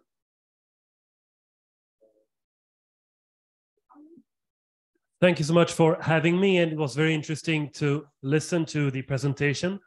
And what is abundantly clear from this presentation and others like it is that it really is feasible to do it. The problem isn't feasibility, the problem is politics. Because most people vote for parties who get a bit afraid when they hear the talk about this. Not necessarily energy efficiency in itself, but what energy efficiency sounds like to many voters. They perceive it as not using less energy and getting the same or even better societal benefits, either for themselves in their life or in their society, but they perceive it as getting less good things in life. And here the problem really is pedagogy. We need to be better at explaining this difference to voters, because otherwise my colleagues from the other parties will never dare to vote in favor of politics or policy that incentivizes this societal development. So this is why conferences like this are important, and why presentations like this are important, because we need to light some fire under my colleagues. Thank you. A bold statement to start the panel. That's what we like. Robert, please. Thank you. Well, I'm not a politician, so I will I find it more difficult to make bold statements. But no, I mean, to say that I agree. I mean, it's very important that these kind of studies are done, that there is increasingly data and an underlying body of work that shows the way forward in this context. That's very, very important. But that's really only the first step. And the second step is also getting this data to the people that are doing this on a sort of a day-to-day basis, for example, within the European Commission. And Clément can speak to that, of course, because he's doing that. He's doing the modeling to see whether maybe not the entire concept at the beginning, but at least elements of it can be brought into the mainstream modeling. But I would agree with Jacob that the main issue here is really about selling this concept. I mean, even today, if you look at the reaction of the European Union to the crisis, to the energy crisis, and to the war in Ukraine, has been a knee-jerk reaction to buy more gas elsewhere. It has not been, let's go to sufficiency. It has been a little bit, let's go to energy savings, which has been through mainly behavior, asking people to turn down the heating and travel a bit less and things like that. But it has not been, I would say, a fundamental shift in the way we look at our energy system more broadly. And I was interesting to hear, I was standing in the back, hearing the last answer to one of the questions saying, yes, well, and we are, it's important to stress that it's not about behavior, but it's about, well, I beg to disagree. It is about behavior. It is about bringing people along with what is going to be a very difficult sell. And I'm very interested to also hear how we could be better at doing that. Ursula. Hi, yes, thank you. And then first of all, congratulations on this 5-year-long piece of work, which is incredibly rich and has some really interesting food for thought. I think it's really clear that demand is a fundamental and important driver of change. And it be, as you say, how do we sell this? How do we make sure that everything is set up in such a way that people can take these choices, right? That they can make affordable choices, that the infrastructure is set up, the interaction between an ability to do things in an affordable way can be done, right? So I think there are ways that this has been proved to happen in previous bits of legislation. We did a report called Context is Everything, which looked at some examples of this. But yeah, broadly, I think it's really interesting to see how can we sell this in this current political context when there is quite a lot of fear at the moment, as it seems, in the run up to the next elections and so forth. But incredibly rich piece of work, and look forward to delving into this concept in some more depth. Clément, as a modelist, I guess you have a lot of points to react to the previous presentations and recommendations. Yes, thank you very much. And first, congratulations. Also, I think it's quite an impressive piece of work. It's quite amazing, and the fact that it has also been built as a dialogue, a technical dialogue amongst 26 organizations across a variety of sectors. It also underlines the robustness and the solidity of the modeling work that has been done. So it's quite impressive, and of course very useful. I think the approach is particularly interesting from my side as a modeler to start with the sufficiency aspect. It's innovative, or at least that's not how we do it. So that's particularly of interest for us. That's interesting from a technical aspect, but that's also interesting, I think, because it raises societal questions, and I think it asks questions basically, and I think we need a society debate on what are the crucial needs in terms of services that we actually depend on, what is a bit more of comfort, and what is really superfluous. So that's a very useful contribution, and I noted down similarities with our work. I noted down similarities in terms of renewable generation, wind and solar in particular. Biogas also, I think, is in line with our REPowerEU scenario. I also noticed differences in terms of hydrogen, possibly electrification also. So I will, as soon as I'm back at my desk, I will look at that more closely. And I also take note of the suggestions to have sufficiency as part of the NECP templates. I think there will be a discussion on the governance process reopening soon. So that could be part of the discussion, and also to take sufficiency into account in our modeling a bit further to what we do currently. We do take it into account. Maybe we'll have the opportunity to come back to that, but it's well noted. Thanks. Thank you, Dimitri. Thank you, and congrats from my side as well. You know, the usual line when you welcome such a report is to say it comes very timely. You know, everyone starts with that. But I think in this case, it very much does, because, you know, it's a moment when we hear leading policymakers trying to saying that we should put the Green Deal on a pause, that we've done enough. And when you look at this, we are obviously far from there. It's a bit scary at the same time, because, you know, I liked how, Stefan, you put it earlier, saying we might have a bit of a challenge with policymakers.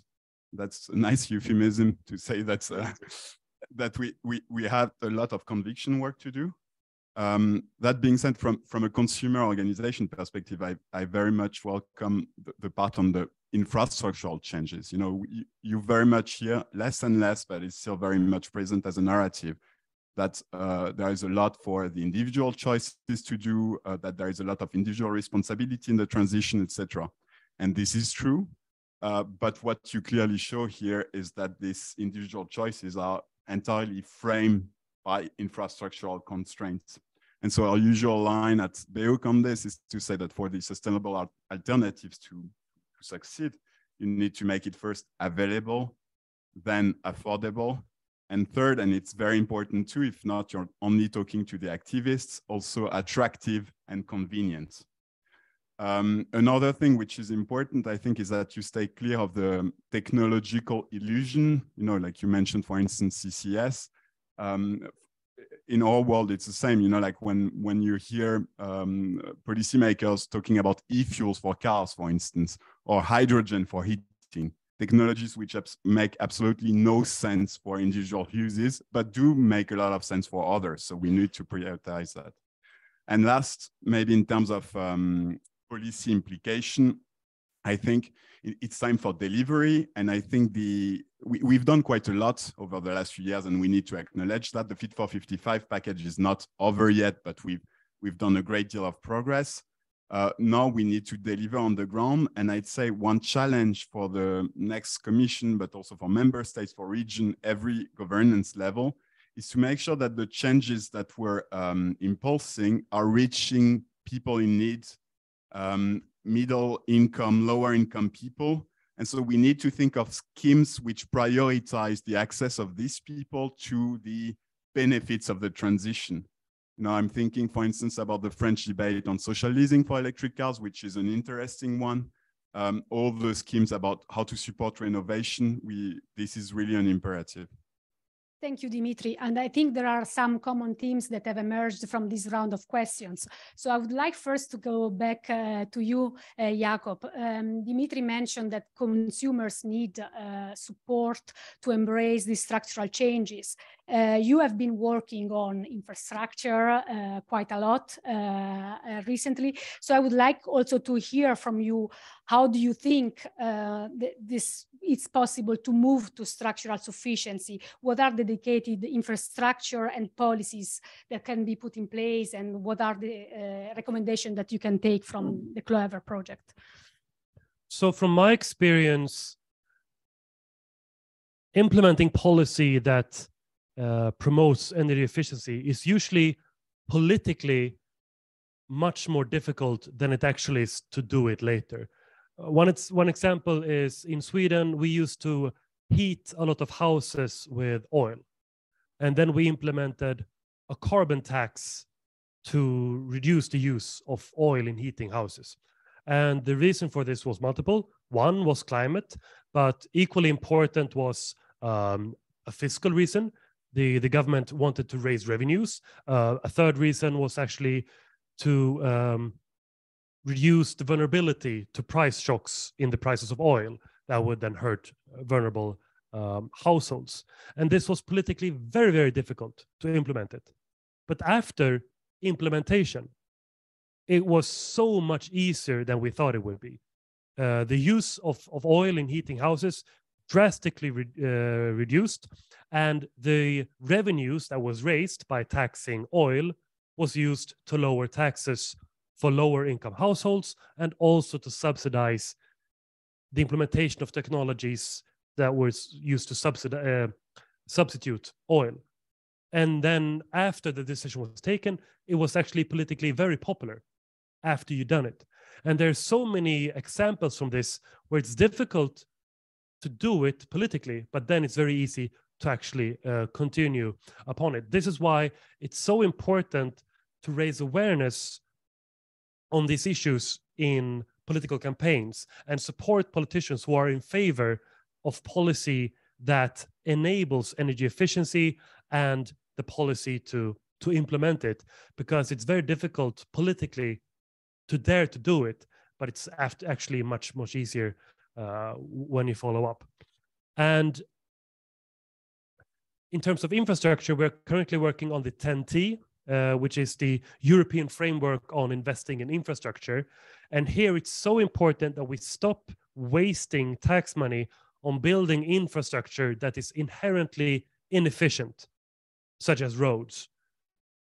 Because regardless if you switch to electrical vehicles, propelling a vehicle, regardless if it's a car for transporting people or it's a truck for transporting goods, propelling a vehicle with rubber to asphalt is very wasteful in terms of energy. And propelling a vehicle with steel tracks, steel wheels to steel tracks in terms of as a train is much more energy efficient, which is why we need to make sure that the infrastructure that we spend is inherently efficient. But this is a topic that we're doing right now, which is not really that visible to many citizens.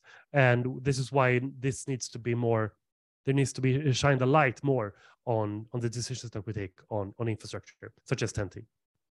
Thank you. And I would like maybe to hear a bit of a different perspective from Ursula, because here we have been hearing about sufficiency, what policymakers can do, what consumers can do as well to embrace structural sufficiency measures. And I'm interested to know actually, what about businesses? Can we envisage business models that create values by safeguarding resources rather than using them? What's the role of businesses in this sufficiency debate? Yes, thanks. I mean, I think what's really interesting is that increasingly the businesses we are talking to are really trying to see how we can set up circular economy models and others that are linked to business models. How do we see this, right? How do we set the system up for success? For example, currently it's cheaper to produce virgin materials often than it is to recycle. The infrastructure is not set up. There are questions that if you come up with quite an interesting, innovative piece of steel, for example, that can be used in multiple ways in buildings and taken from one building to another, it may not be insurable. So I really appreciated as well the point that I saw in this around products and standards and other types of things. I think there is this really kind of important element where you look at how you set up the business models for success, right? So how do you put in place the right products and standards? How do you set up the right procurement? How do you make sure that the regulations are then, you know, setting all of these different areas to create the right model? So I think that this is increasingly an area that businesses are trying to work their way through and see how it can be done. But currently the system isn't working, I would say. So there's a lot of work to be done in that area, as far as I understand it. Thank you, Ursula. So clearly the role of regulation, and on that I would like to come back to Robert. You looked a bit more skeptic before about the role of sufficiency and how and whether this is possible to mainstream it in EU policy. Can you tell us a bit more? Is it time for sufficiency in EU energy savings policy, or is? I mean, there are two ways of looking at this. I think that from a let's say societal, environmental, climate change perspective, this should have happened 20 years ago or 30 years ago. I mean, we are already way behind when it comes to really implementing something like this, whether it's efficiency or something similar that has similar results. Energy efficiency is a step in the right direction. So it's necessary. We need to deliver services with less energy. It's possible. There are technologies out there. We see that with our policies on eco design and others. So it's clearly possible. The skepticism comes really from the political side rather than the policy side. I think, you know, if there is a political drive that this is the future of our policy, for example, in energy, then we as policymakers will deliver on that. And whether that's the EED or something different, I don't know. But what we see today, and that's a little bit where my skepticism comes from, is that we just come out of negotiating the EED, the recast of the EED, and it has been a huge struggle to get to where we are today, which I mean, we put 13% on the table as a REPowerEU update, let's say, of our proposal, and we end up with 11.7. Now, 11.7 is much better than the 9 that we had originally. So, I mean, no issue there. But of course, it is nowhere near what would be required to really get to, let's say, a sufficiency scenario.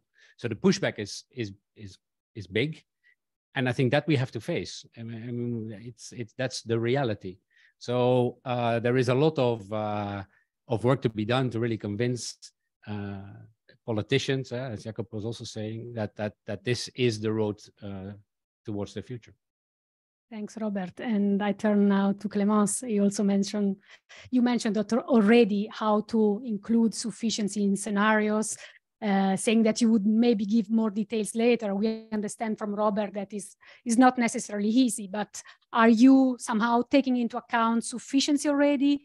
Is there a margin of maneuver for taking it into account more in the 2040 modeling that you are now carrying out? What's your view on it? Yeah, so as I mentioned, indeed, our modeling approach is different from Clever. So that's why it's also interesting to have this discussion today. I think first a word of encouragement. I was myself positively surprised last year when we prepared the REPowerEU and we were in this very difficult situation following the Russian war, Russian invasion of Ukraine and the electricity or energy price crisis. But last year, and compared to the reference period, gas consumption decreased by 18%, taking into account temperature, etc. So I think that shows that there can be a reaction from people to certain signals. I mean, the context is of course very unfortunate, and that's not how we want it to happen. But there is some margin, and we have seen that. And I was referring to how we look at sufficiency in our modeling, because indeed we put some behavioral changes in the REPowerEU scenario. So that I think that goes beyond energy efficiency, of course, in terms of heating, temperature, etc. I think another way to do it is to run sensitivity analysis.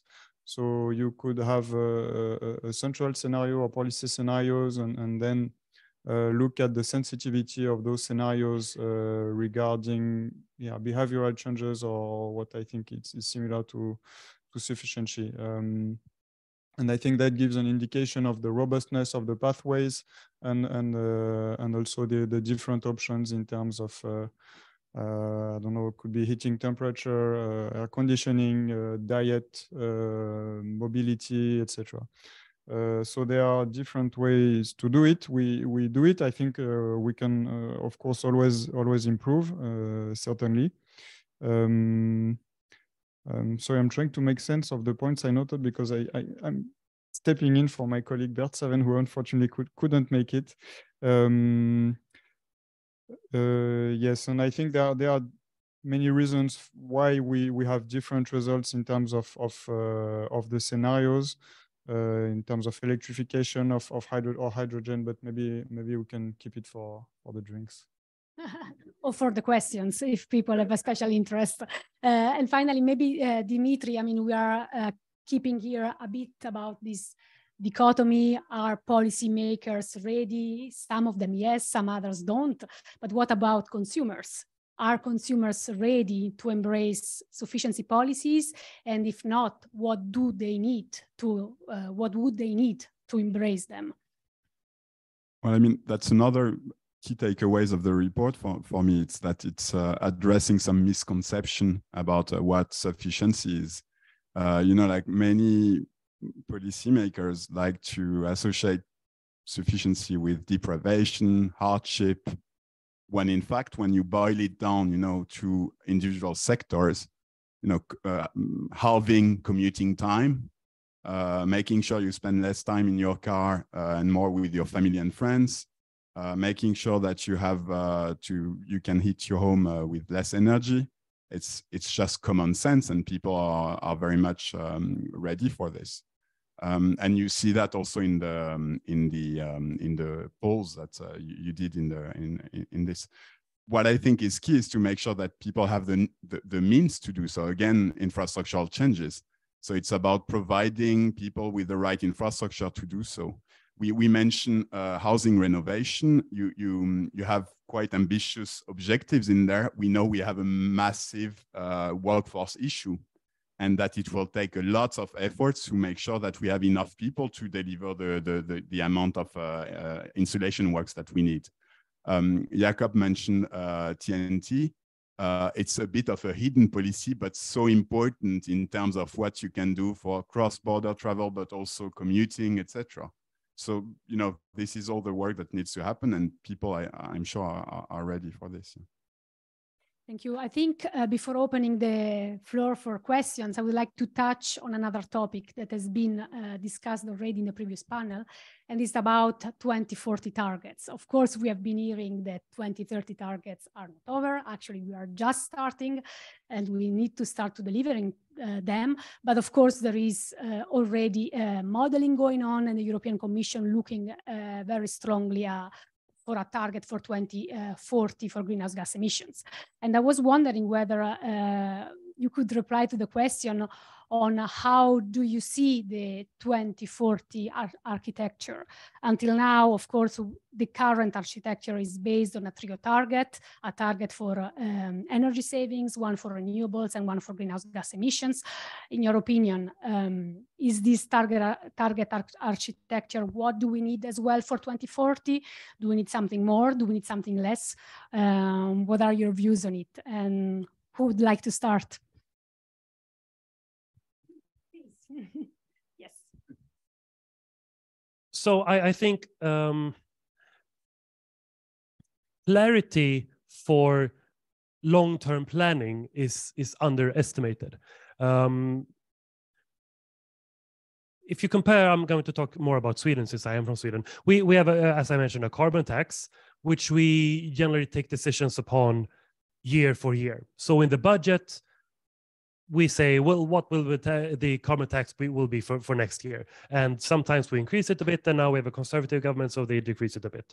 If you compare that to Norway, currently Sweden's carbon tax is the highest in the world, but Norway is catching up. And they have actually decided upon a trajectory. So by 2030, the Norwegian carbon tax will be the equivalent of 200 euros, which means that people living now can make decisions about their future investments, about their house. A business can make investments about future technology, knowing what the carbon price will be in the future. And this managed to do the green transition easier because people can make decisions about the future rather than having to make decisions day to day, which is more difficult, especially for lower income households. This is why 2030, but also 2040 targets are so important, that they are radical now and not measly now and then increased later. That is, of course, politically more convenient to take a decent 2040 target now, and then in 5 or 10 years, when we realize that's not sufficient, let's have a better 2040 target. That is, of course, politically more convenient, but socially, it's much worse. This is why we need to dare to take ambitious decisions for 2040. Of course, it's good that we now have a net zero target for 2050, but this is not good. It needs to be stopped as something good. We did net zero in Europe by 2040. This was what we actually need, and what I actually think that we will end up with. But we will end up making that decision in 5 or 10 years, while we should have taken that decision now. Anybody would like to react to the trio target and maybe also to the level of ambition suggested just now by the MEP, net zero by 2040? Otherwise, you can stick to the question on the trio target. It's also fine. No, I can. I mean, I don't disagree. I mean, it's clear that we need a long-term perspective and investment stability, and you need a sense of where we as the union in this case are going. So in that sense, targets are important to signal that. It's true that we from the Commission also sense a little bit of target fatigue. Yeah? We have now come through this exercise of Fit for 55. We are seeing in the renewables, but also in the EED, these sub-targets that are going more and more. And the question is whether that is the road we should go down, because we're ending up with a lot of details, and we're getting increasingly pushback on that. And so I don't see a further iteration whereby we end up with more sub-targets for example, for sectors. Whether we will end up with 3 targets again, that's also another question, I would say. I think from my perspective, so from an energy efficiency perspective, we would very much welcome a continuation and clarity about what are we driving at, because that will inform a lot of the policies, including potential sufficiency policy. Ursula, I see you wanting to react maybe on the long-term signal. No, I know. I think absolutely. I think it's really important to have a clear long-term signal that will drive the investments we need to get there. And it needs to be in line with the science and how we achieve this. I had some questions when I was looking at some of these scenarios, a bit about the role of nature, the role of how we think about some of the carbon cycles and so forth. I mean, I think we're really in a moment now where we need to think about some of the interactions between climate and nature and so forth. And I wasn't sure about some of how that was thought about in this scenario. So that would be something I'll be looking forward to getting into. But absolutely, we need an ambitious long-term target for 2040. And we're right now examining a lot of the modeling and a lot of the different elements to see where that could land at the moment. So, and I think looking forward to getting into it in a bit more depth. Yeah, well, I didn't respond because that's really not the consumer group's cup of tea, like this long-term modeling, and that's probably not where we should concentrate. Like what we really are better at probably is understanding consumer needs, what are the immediate policy changes that need to happen, and how we reach already 2030 is a big headache, right? So we very much agree with the importance of long-term targets, of sectoral targets too. For instance, like the car, the ICE phase out in 2035 is a very important signal, also for people. But what we concentrate is really on the enabling measures to make sure that we give people the possibility to reach those targets at individual level, even if that does not make so much sense expressed like this, but yeah. And Clémence, I don't know if you want to add. Of course, you are modeling the 2040 greenhouse gas target, but what comes after? I will stick to comments on the modeling because in the Commission we speak with one voice, so I endorse fully the words of Robert. But so just to mention that 2040, I mean, the modeling we do right now, it's not about the policy architecture, so we are not opening a discussion on the policy architecture, the structure, etc. The purpose is really to look at possible pathways. We mentioned the discussion on the renewable energy directive. It's taking some time to conclude, and so we are still not yet there. So we are not opening yet the box which has not been closed, but that may come eventually afterwards. Thank you. And I would suggest that we open the floor to the public. So please raise your hands, introduce yourself, and ask a short question to our panelists. And also please indicate to who would you like to address the question. Hello, everyone. Thank you for the event today, and thank you for the discussion. So I'm Abhi from Euroelectric, representing the electricity industry, producers, distribution system operators, and the suppliers. I have maybe a remark plus question. So here— short, please. Yeah, sorry, I'll make it quick. So one thing, as a follow-up of the 2040 targets, maybe one thing I didn't hear is like the infrastructure. We are talking about the renewables here. We are talking about 100% renewables, but I missed the word grid in this discussion. I have seen in the presentation, there was a nuanced touch on grid, but we are talking about, like connecting all these renewables by grid. So here, annually 35 billion euro investments is happening in the distribution grid. And we are looking at around 55 to 60 billion euro of annual investments. So that is something missed in the discussion. And also having the 2040 perspectives, like most of the infrastructure projects are long-term, like it has long lead time, like 10 to 20 years. So if the investors know in advance what is the target for 2040, already they can plan in advance. So it's basically not a question, I'll say it's a remark. Maybe someone would like to talk about grids, or I'm sure there are two people at least. So yes, obviously we need investment in infrastructure for grids, but that's not the only thing we need. We also need better policy for market design, so to have better usage of the grids. Another example for Sweden, we have 4 bidding zones in Sweden, which incentivizes production of new electricity close to consumption, so that we don't have to spend a lot of money for expensive grids. If I compare with a neighboring country, Germany, one bidding market has built a lot of new electricity production in northern Germany, but a lot of the consumption is in southern Germany. So the only solutions for this, a lot of expensive grid making. If Germany would be split up to several bidding zones, that would of course decrease the price of electricity in northern Germany, because there they have taken the responsibility, produced a lot of new renewables, and of course increase energy price in southern Germany, so that they will have to pay the price for not investing in more renewables, but also then of course promoting energy efficiency.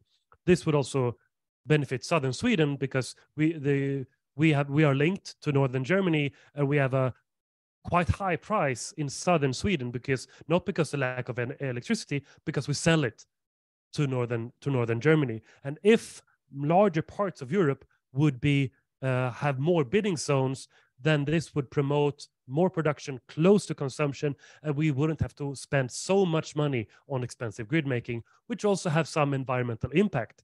Making these big grids, it's not a picnic. No, fully agree that the grid will have to adapt in one way or another to the electrification that we're all pushing for in one way or another. Just to say that efficiency policies, sufficiency policies can, of course, help to reduce the pressure on the grid. As an example, the Energy Efficiency Directive has now a stronger requirement for energy efficiency first, and to examine energy efficiency solutions when you're making big infrastructure investments. And we hope that that at least is an incentive for people to look also at the demand side before they start producing more supply. To react, Clémence, yes. Thank you. I don't know, maybe the comment was more regarding the clever scenario, but so I will speak for myself or for the Commission. Indeed, we see a very big need for investments in grid infrastructure, for development and therefore investments, quite significant amounts. That's also why it's taken into account in the Repower EU, but not Repower EU, the Fit for 55. Yes, Fit for 55, but the substitution. Well, I'm looking for the word. I will find it. And then I think it's a very important point, and I think I saw on a graph quite some differences in terms of electrification between the ENSOE scenario and the clever scenario. So that would be also interesting to compare the results. Yeah, and maybe one last word, just to, I already mentioned 2040 and our role in that, and just to remind that scenarios, or at least that's how we see it, the modeling scenarios that we do, it's not foresight, it's really possible pathways. So it's not at all a prediction about the future. It's only offering possible pathways, and then it's up to the policymakers and to the co-legislators to set up policy targets. Thank you. I will also give the floor to our experts producing the report here to maybe to react on grid shortly. Yeah, we didn't model the evolution of the grid in the scenario, of course. Again, like for the electric balance, it's out of reach of our capacities right now, but that's part of the kind of work we want to develop, because obviously that could be one bottleneck. That is a reason for us to push on two things. First, obviously, lowering demand, because that reduces the need for adapting and developing the grid. And the second one, as I emphasized in our recommendation, is really go for planification and optimization. I mean, we need to be clever about the evolution of the grid on the European scale, so that we reduce the need and adjust it, both for reasons of costs, of security of the balance, and of use of materials. So that's not both, but three reasons, sorry. Any other question? Yes, there is one at the bottom.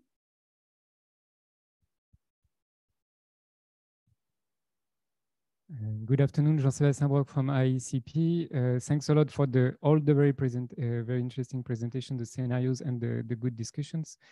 About the 2040 targets, I wonder if it's really the priority to enter again in negotiation rounds, while I agree with several points that have been said. So yes, energy infrastructure, that long-term investments, and currently we have huge investment made as part of the recovery and resilience plan, as part of the REPowerEU plan, etc. So maybe first we should monitor what is currently happening to see if we go in the right direction, because if all these investments go wrong, we could have super nice 2040 targets that we will never be able to achieve. So first point, so what do you think about monitoring the current investments? And regulations was mentioned many times as part of the policy needed to go forward. And do you consider as part of these regulations also regulations that can counter the drivers that build these trends that go in the wrong way? And to make it clear, what about regulating advertisement?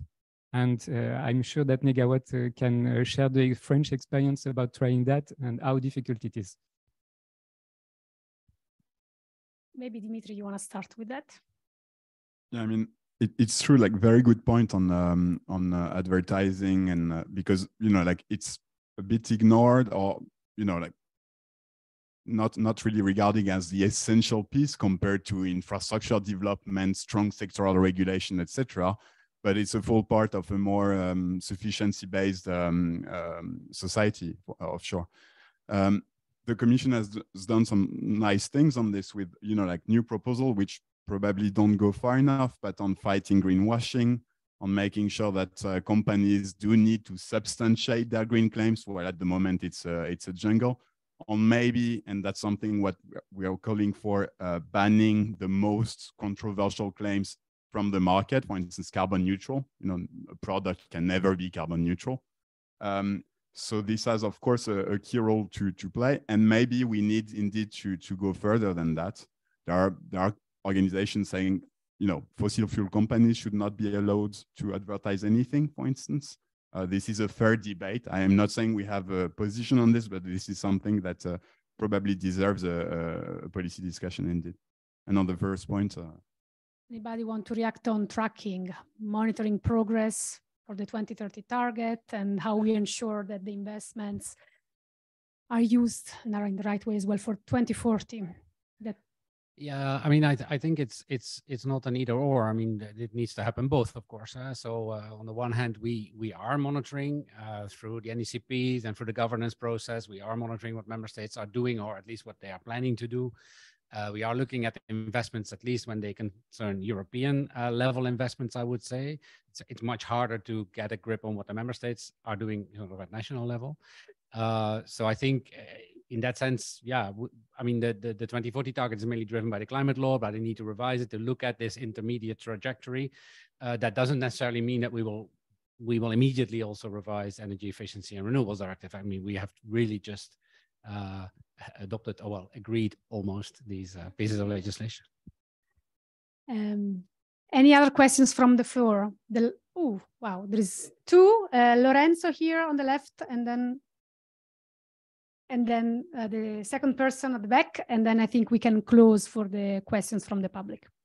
On this issue of tracking what's going on, just again, probably I see in some of the exercises, even when we participate to an energy to a European project and we are asked to report, and I've seen in many instances that, for example, on buildings, the language of the requests from the agency was not clear enough, was not in line with the international standards, EN 52000. Now we mentioned EN 52000 and other standards in the directive. I would like to ask if it's possible from the Commission, from the agency, to really keep a strict eye on how they monitor things, how do you model things. So we have these 4 levels: energy needs for heating and cooling, delivered energy, total primary, and non-renewable primary. And we still see in pieces of legislation a confusion about the language, not using the clear words. So this would be very important, probably, as a collaboration, not as a critique, to work together, to really have a, I don't know, a conference or a meeting, an operational meeting on how we clarify this and help member states also member states to use more consistently the language, so that we can compare. We can compare different scenarios, we can compare different actions, we can compare what we have learned or we have done badly in one country to another. At the moment, I see this as a key missing piece. That was Lorenzo Pagliano from Politecnico di Milano, and anybody wants to answer to the question on indicators? I will tell the colleagues in CINEA that they have to do a better job. No, and then if you want to talk about how legislative text is being made, then we should really do that over drinks, because we had the last question on the back. Okay. We can hear you. Oh, hi everybody. Mehmet Bulut, Greenpeace International. I had a question regarding the aspects of rebounds and negative spillovers that could be associated with energy conservation or sufficiency actions, because we know that there's social desirability bias. People would like to portray themselves more environmentally friendly than what they do in real life. And so my question would be, how can the policymakers ensure that these are minimized? And how do you see the role of, for example, regulations to restrict certain behaviors? Do you think it's needed? Because we know that when people have more than one choice, they may not necessarily make the right choice. This brings us back, I think, to the discussion we had at the beginning. Are we ready for this ban?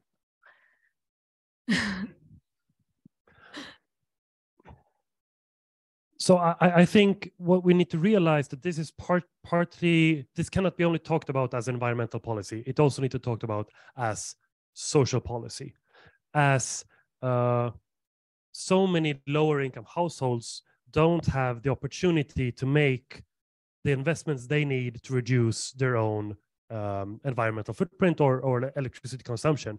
And they also perceive that rich people are using so much more, so why should I reduce mine while rich people use more?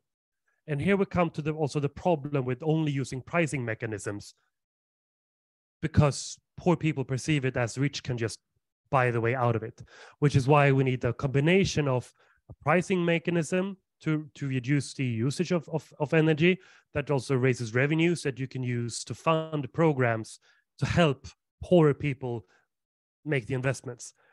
So many poor people live in in buildings that they cannot afford to renovate to reduce the consumption. And also there's also a difficulty in the incentive structure, since a person might be renting an apartment and not having any influence of the energy consumption of that building. That decisions is made by the tenant, who doesn't have any incentive to reduce it, which is why you need public investments to make sure that those investments are made. But we also need regulatory mechanisms to make sure that richer people reduce their energy consumption.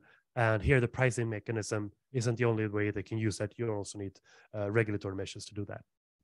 Yeah, Dimitri, you want to react on that, I guess, and I guess it goes back as well to the idea of convergence, corridor of convergence that we mentioned before in the project. Yeah, I would support what Jakob just said. And I said, like at the beginning, in my first intervention, I insisted on the fact that the alternative needed to be convenient and attractive too.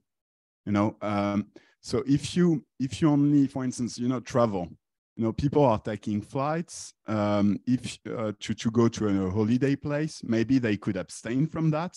But if you only count on people's awareness to adjust their behavior without providing the means, for instance, more night trains, these kind of things, to adjust their behaviors to their values, you're only going to reach out to the people who are completely convinced and can really adjust their behavior 100% with what they think, which is admirable, but it's unfortunately not the main part of the population. And so we have really, as consumer groups, it's of course a tricky question, but we have nothing against a certain level of constraints. We need constraints. It's not all about individual choices and freedom, but the main prerequisite is to make sure that you give the people the means to adjust their behavior again. And the example of carbon pricing is a very good one. If you increase carbon taxation without providing people the need to adjust their behavior, to switch to a cleaner heating system, to insulate their house, or to commute even for a 5 kilometers distance with a bike instead of a car, then people react badly, and that's really understandable. Before we close, as the last three panels haven't had the chance to say a final word, maybe do you want to react on this point or any other point that you wanted to make, but you didn't have the chance so far? Clemence. I think this question is above my pay grade, so I will refrain from commenting. But no, just to conclude, I think I would be very happy to follow up on the modeling discussion where it's more at my level. I have actually worked on a very old negawatt scenario in 2007 during internships, and that was my introduction to negawatt scenarios. So I'm very glad to follow up today.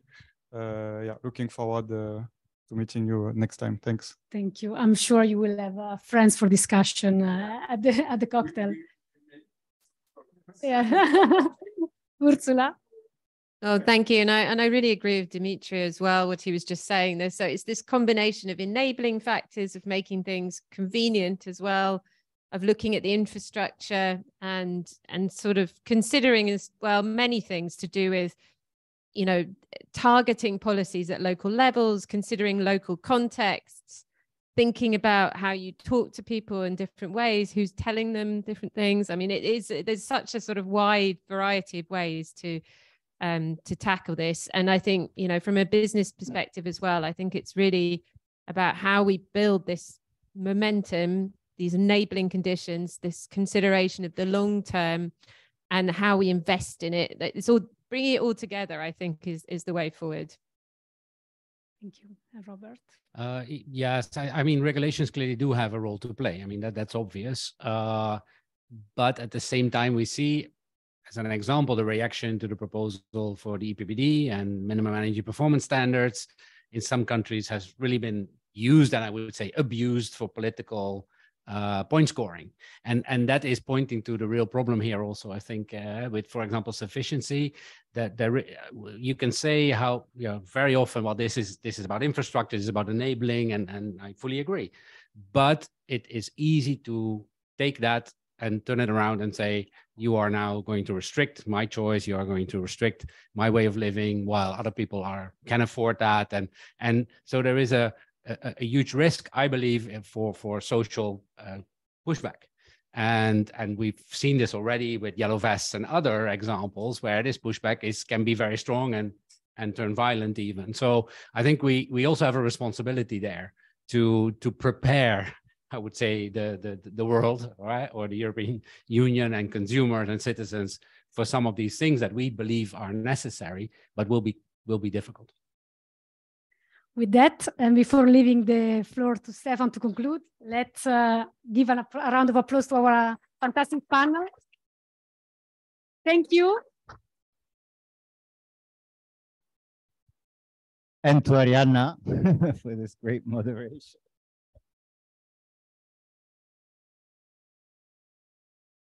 Well, yeah, I can just say, I think, a few words of thank you. We've done the questions from the floor, and I'll be very brief because it's already 18:09. So thanks for sticking with us for more than 2.5 hours without a break. I'll take 2 minutes just to remind you that everything is online. I think you know this already. We're publishing the data. I don't know if it's completely open, but a little bit at least at also national level. So everything should be on the website right now. We'll also very soon be at USEF, the Sustainable Energy Week of the Commission, on a sufficiency panel with the EEB and Energy Cities, so we can discuss again there. And don't forget, on top of the report, there's these technical notes if you're interested in our assumptions and all this work on the corridors and the policies.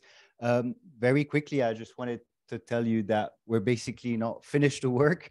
We want to dig a bit further. Some things have been said. We'll work on batteries, we'll work on many things here and there, and we have already some colleagues from different organizations using the clever data to look into things such as land use or economic investment or system adequacy. We are looking forward to engaging also in the academic world through a paper which some partners are preparing, and of course also keep the network the partners network going through technical exchanges with all of you. And we're ready to engage in the EU policy debate with all of this. So we're looking forward to this. So not just on 2040, also as possible, also on implementation. I just want to say thanks to everyone. Yeah, and I can maybe start by thanking, the speakers. I think I've done already. So thanks for accepting the invitation. Some of you very late. So that was very good. I want to thank Charlene for stepping in for our Negawatt president at the last minute. I can't see you, but also for driving this from the beginning. And the people who've been in the project, but who are not so much anymore, such as Mathilde, who's been coordinating the technical modeling of this project for quite some years. Nicolas, who's on paternity leave right now and could have answered on many technical questions around here. And I see some people, I won't name everyone from the technical team, who've been working hard in the past few years. So thanks to all of you. Thanks also to Fabien, who hasn't been officially presenting here, but Fabien's been organizing this, and you'll meet him because he's working on the EU affairs too. And also I see some interns that have come back, so not just from 15 years ago, but also from 1 or 2 years ago in the project. So thanks for you to all the work. Yeah, what can I say? Yeah, thank you to all the partners. Some of you have worked for free. We've been sorry for this. We've struggled a bit with funding. We still are actually looking for funding for what we want to do this year. So I'm just placing this here. And yeah, but now it's time for drinks, isn't it? So yeah, we look forward to taking this towards European elections. I heard the message about convincing and engaging, and I guess it's our job. I see a lot of people from the civil society around here. I guess we have a tough work to do about what can come next year. Sorry? Yeah.